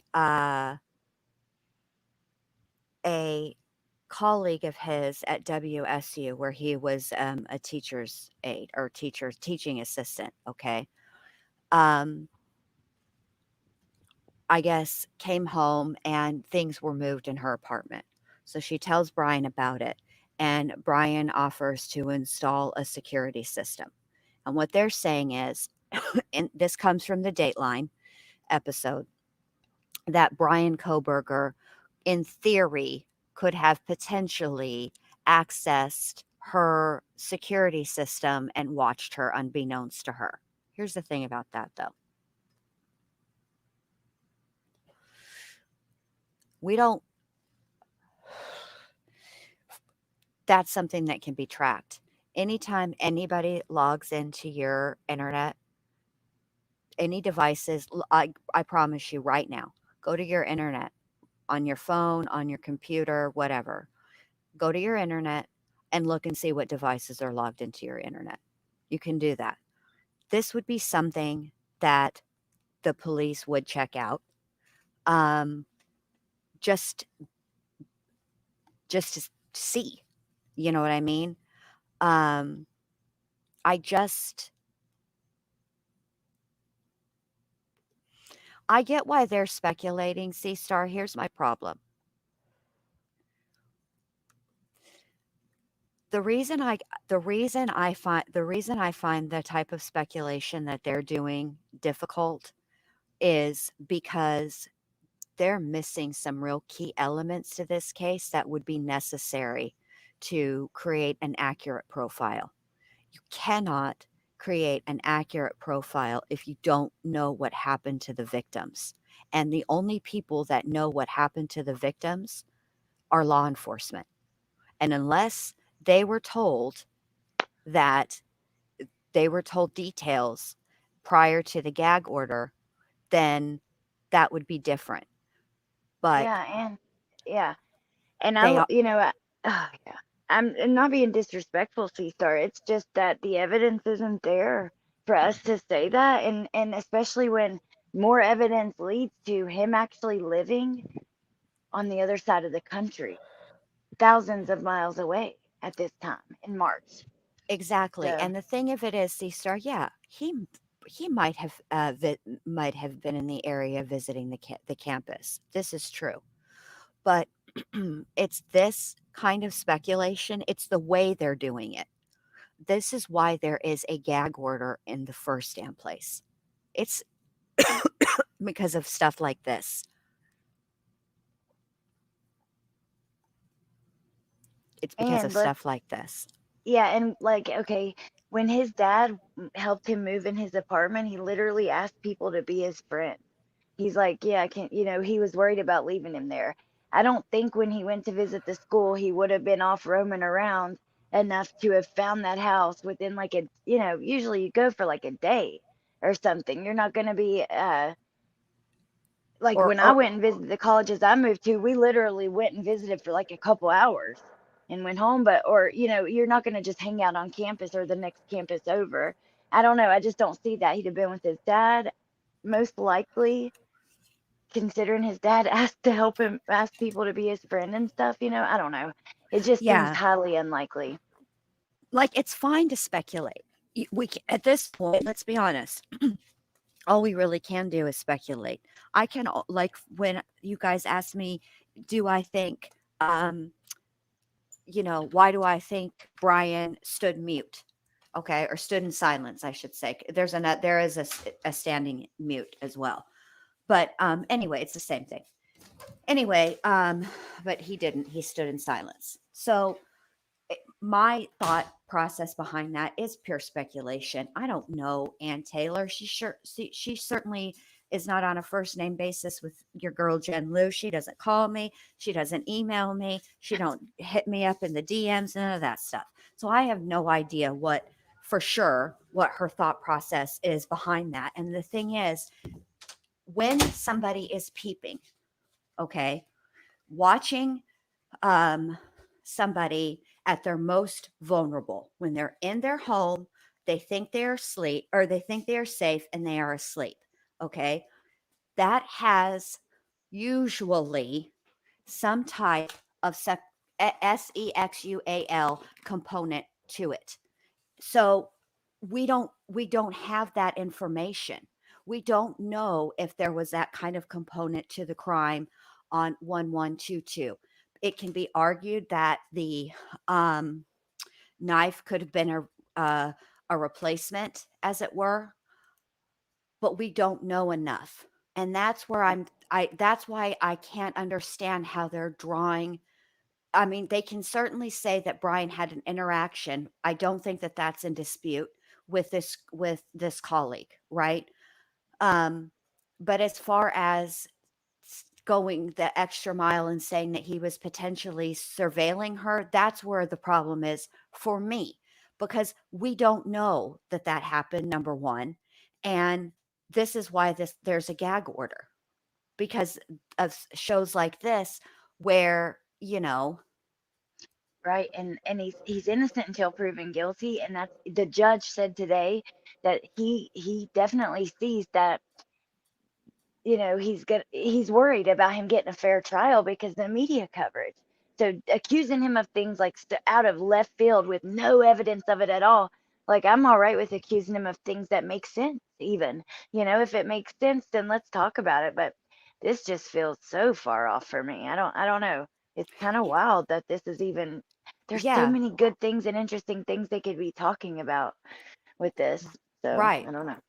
If it were me, you know what I would be interested in them dissecting? Take all of the evidence that's been collected thus far that we know has been collected, right? Um, and talk about potential legal strategies. That kind of stuff would be Yeah, interesting to me. me That's, too. but let's see what else. Let's see what, oh, Actually, I Okay. see the dog walking around, so it's not as helpful It's as you might almost so think. bad we have But to. that said, I know. I wonder how many times he would drive by her home to just get straight into her Wi-Fi. I wonder if he could log into it remote. Can you just see him hunched over his computer watching this woman, probably just laying on her sofa reading or watching TV or something, and totally, I don't know how to put this delicately, but let's just say watching her normal behavior, like in the kitchen, maybe walking around in her underwear or PJs for sexual purposes. Is that not what I just said? That's That all part there's, of the buildup. thank you. And there are devices out there, Nancy, that are available on the marketplace. They're called sniffers. Okay? And what that device does is it captures all of the open networks within a geographic region. Okay, and so as a result of that, if with his technology background, you know, for him to go and set up a camera system and get into it, that is a behavior that is somewhat, you know, very diabolical and planning, you know, ahead. Hey, there's right? another aspect to this, but you know, I'm just a trial lawyer. I think we need to shrink on this. Okay, I gotta stop her. I can't watch any more of this, you guys. I'm sorry because look, that's a huge ass reach. The fact of the matter is, think about it. You guys all have internet, and you guys have all had internet installed. Okay, and some of you guys, I have a ring, and I have a it goes to the AC. Okay, you can control it from Wi-Fi. You can control it from your phone. Now, when something like that is done, it's set up, right? They come in, they install it, then they hook it to your Wi-Fi, right? So they need to know the Wi-Fi name, right? Most people in their homes don't have an open Wi-Fi network. Businesses do, but homes don't. So he would need her password, which she would give him, right? Does that mean that she kept the password the same after she gave it out once? We don't know Yeah, that. yeah, that's true. And he wouldn't need a sniffer, McDonough. If he set it up, he would have the Wi Fi password. He would have the Right. password to get in it. And all we know is that he connected it to Wi Fi. We don't know that he has the password to the actual app for the security cameras, do we? No, which Also, would also be something you would need. and And it could be surely it'll show changed. you, it can see where people are logged in, or you know, anyways, like, and alert you if it's a security app. I mean, Facebook does that. I was using the Blink Exactly. app. We were using Blink cameras, which is like through Amazon, and they ship them, and you just like put them wherever you want, and then you download the app. They connect to your Wi-Fi, and then it'll like record to your phone or whatever. But I Yes. only like, I'm pretty sure it's a huge deal to even try to transfer it over to like, yeah, there's the being on multiple, I don't know, I just don't see it. There's many reasons I think it's far-fetched. I feel like it would be way easier to see who all's watching your cameras or who all's logged into your account, because when I moved from West Virginia, I gave those cameras to my dad, and we had a hell of a time even getting him to be able to use my account, like use those cameras, it just was, it was annoying because they're still on the house up there. It hasn't been sold yet, but he's like monitoring them now because I don't live there. Exactly. But yeah, it's a Exactly. whole thing. So Exactly. Look at what happened with me and the dadgum iPad.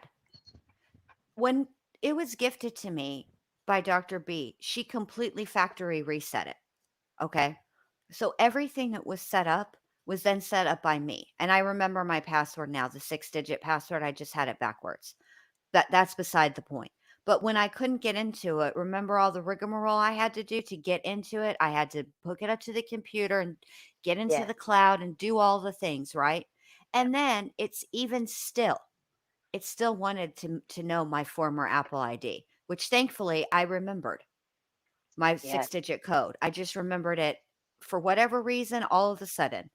Anyway, Thankfully. he did apply to the police and the teaching position in March, but he applied and interviewed online. Yes, he did. So the thing of it is, um, if Over he Zoom. were in Idaho in March when these events occurred, law enforcement knows about it. Now, there Oh is a yeah. gag order. So, would law enforcement be talking about it? No, because they're not allowed to. So how Okay. do we explain the Reddit post in July of 2022? Because you can't retroactively post on Reddit. So if he was out there already, you know what I mean? Now, the only thing is the age was a year off, or the year, like it was weird. Mm-hmm. But so I've always wondered about that post, but it was still, no matter what, it was posted back in July about my son Brian, spelled as a Y, moving out there, or I don't even know if she used his name, but basically about him moving and her fears. Yeah. I lied. It's not Ring, it's Nest. My bad. Because it's Ooh, cook it's a Nest thermostat. My well, bad. that's cool. Yeah. From I the we need thermostat too. it That's has to awesome. be reset because when we very first moved into the house, we would set the temperature and then we would see it be changed. So we have to fix it. But it they can't see in the house. I mean, all they can do is turn the AC down or up. And you're right, Squeaky Wheel, they are speculating, and it's okay to speculate.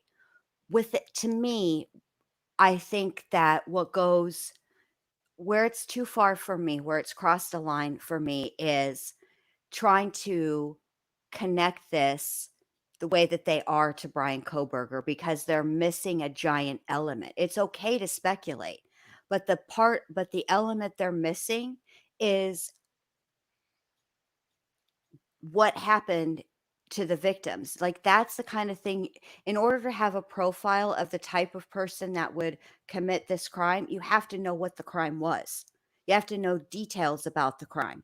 We don't know that, and neither does Nancy and Chris. So that's where I'm having a disconnect with them saying that he's capable of something like this because to be honest, we don't know.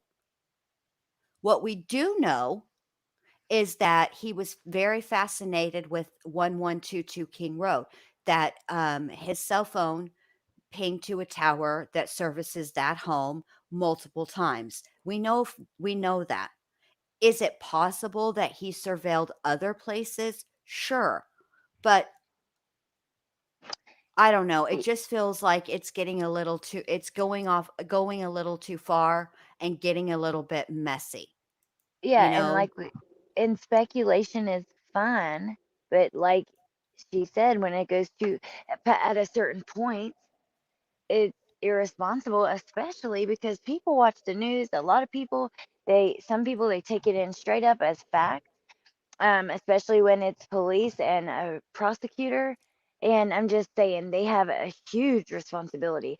We have a huge responsibility here with these YouTube channels, even though they're small. Look, it still affects the families, it still affects the victims. It doesn't matter. But when you're on national TV, Exactly. I'm Let me tell you the difference between what we're doing in this chat and what Nancy Grace is doing on her channel. I have 127 people watching right now. This video that was uploaded, hold on, let me look. Oh, millions I of can't people watch find the it on time. live TV. It You was know, it's I don't know how many hours ago. It doesn't show me on this, but it has 19,560 views. just on the YouTube video. That's not That's counting the just live on news YouTube. That's not counting her actual show. or when it's replayed on TikTok, Facebook, you know, and everywhere else. Exactly.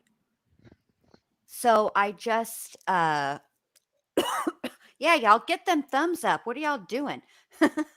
I just think that to the speculating is Yeah. okay, but this is part of the reason why there is a gag order.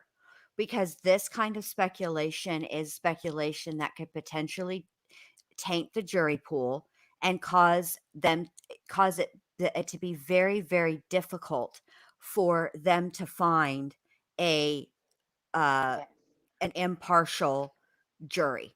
That's the problem. It's probably going to be potentially quite difficult to find to seat a jury anyway. Most people don't want to sit on a jury on a case of this magnitude, especially this violent. That's just truth. And they will try almost anything and everything to get out of serving on that jury. Okay. And when it goes So on for 6 weeks, that's even more. exactly. So then we've eliminated quite a bit of the jury pool just straight off the bat. Then you have the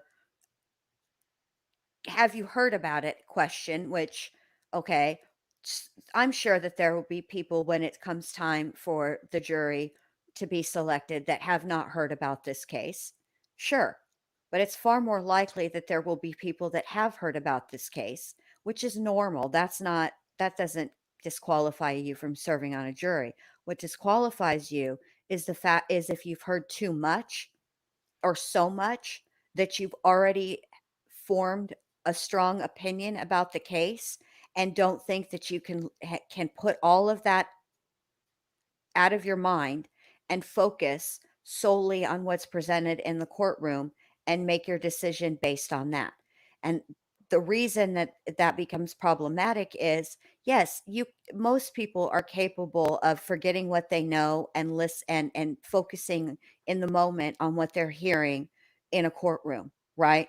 But it's human nature. If you followed this case at all and you hear something in the courtroom, to draw a parallel or make a connection to in your brain without even doing it on purpose to something that you've already heard about this case. Remember when we were watching Leticia Stout, there were questions that we all had going into her trial. And as the testimony went on, some of those questions were answered. And I remember Allie and I both, and you guys in the chat saying, I wondered about that. Oh my gosh, that was answered. Oh See, yeah. so And think that's what about all makes the it things difficult. that were wrong. Oh my God. So I'm outside. I've been outside this whole time, but um, like I keep hearing like this. First, I thought it was like a squeaking swing or something like that, because like my little swing squeaks too, and you know, but I don't think it is. It sounds like a freaking cat or something, and it just keeps like meowing. Like I don't know, and I'm looking for it, but I can't find it. No. I know, but I know that's scary. But then what if it's something dangerous? I guess, but I don't know. Maybe just walk away. Maybe just let it go. Obviously, if you were meant to know, you would have known by now. And so there you Yeah, go. you're probably right, because there are like a lot of bears around here, but these damn Sasquatches and whatever Bigfoots. I mean, I Not to change the subject, sorry, I couldn't help but no, tell you you're because fine. I'm like, No, you're fine. You're fine. You're fine. probably not I Bigfoot. just I just so likely what's going to happen is that the defense is going to file for a change of venue, right? And whether they actually do a full change of venue where they actually hold the trial somewhere else, that's expensive. Or if they compromise and say, all right, we're not going to hold the trial somewhere else, what we'll do is we'll bring in jurors from another county. That's also expensive. That's what we're Right. trying to that's all. Well, now But that you say that, actually, you always are saying things that I'm actually seeing when I'm reading stuff, because I saw they were talking about it potentially being moved like up to 300 miles away. Oh my God, that was like really loud that time. This is freaking me out. And then also get in the another house. article. I'm on my porch now, and it's kind of far away from the porch, but Okay. there's another article that says murders strain Moscow, Idaho financially as investigation expenses mount. Arraignment Monday. So this is right before the arraignment, but apparently it says that city's already slim budget is straining under the weight of the investigation's mounting expenses. Even before the killings, the police department alone cost 7.2 million. Moscow officials told ABC News several hundred thousand more than the 6.9 million in poverty taxes brought in, police and officials say. Let's see, the police department is the largest chunk of Moscow's funding. Now, overtime and other expenses are growing exponentially with the ongoing need for increased patrols and law enforcement work, and shouldered by a short staffed force putting in long hours. I was Yep. gonna see if there was like a cost that they've put out, but they haven't. They've just said we run a very, very lean budget, and the impact of the investigation has been felt on the budget. I mean, and Moscow, not to mention that Brian is being represented by the public defender's office, so they're paying for it.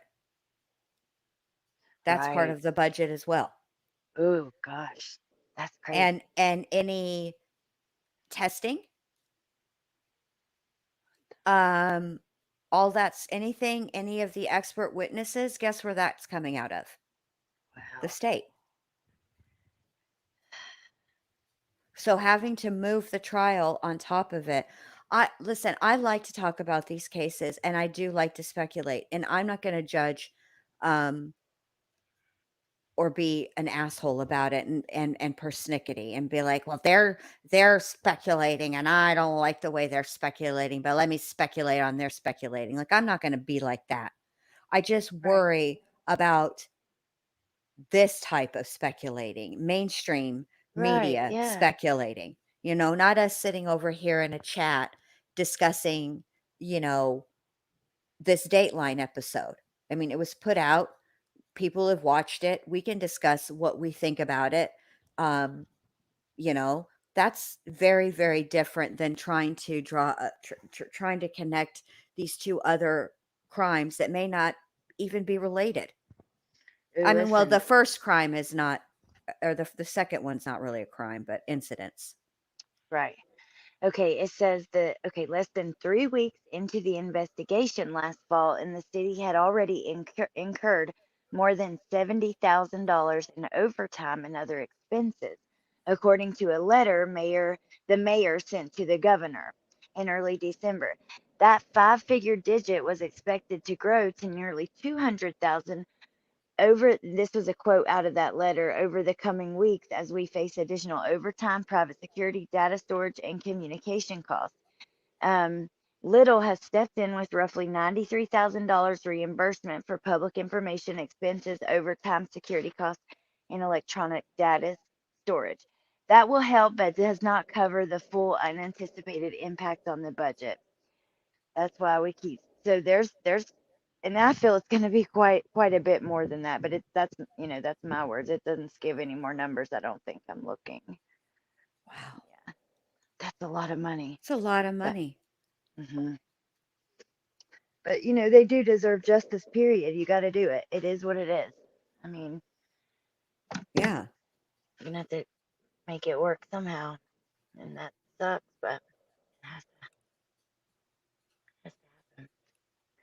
Wow. All right. Well, we've been Hey. on here set for like 2.5 hour. Oh, here we go. Kim, let me help you, babe. Hold the phone.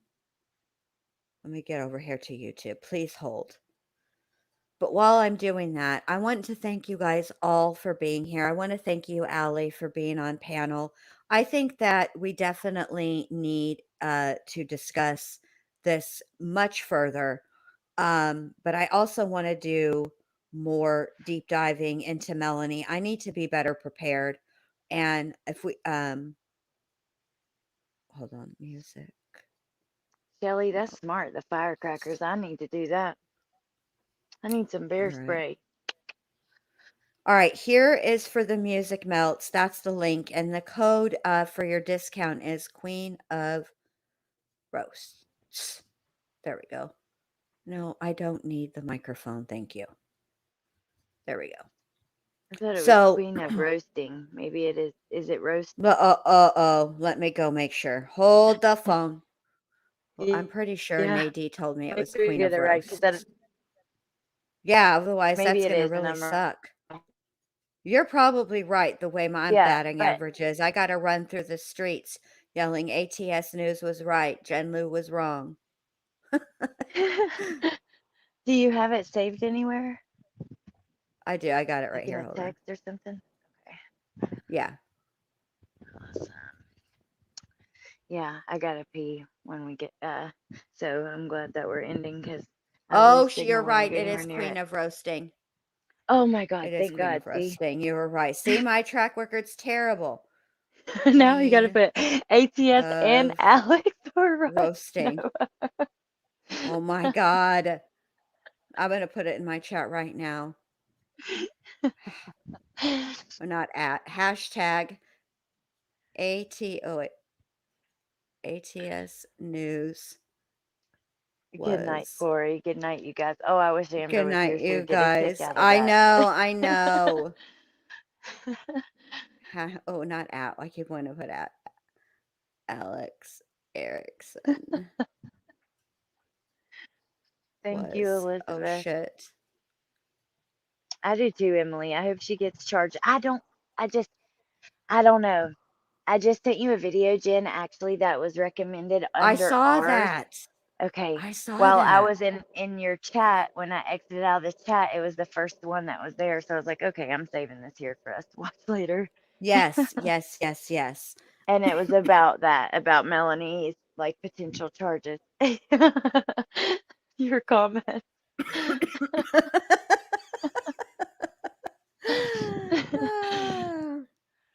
All right. All right, you guys. Thank you for being here. I appreciate it. Welcome to the new members. And thank you for the super chats and the thumbs up. I appreciate it. And until tomorrow, I bid you a fond farewell. Bye.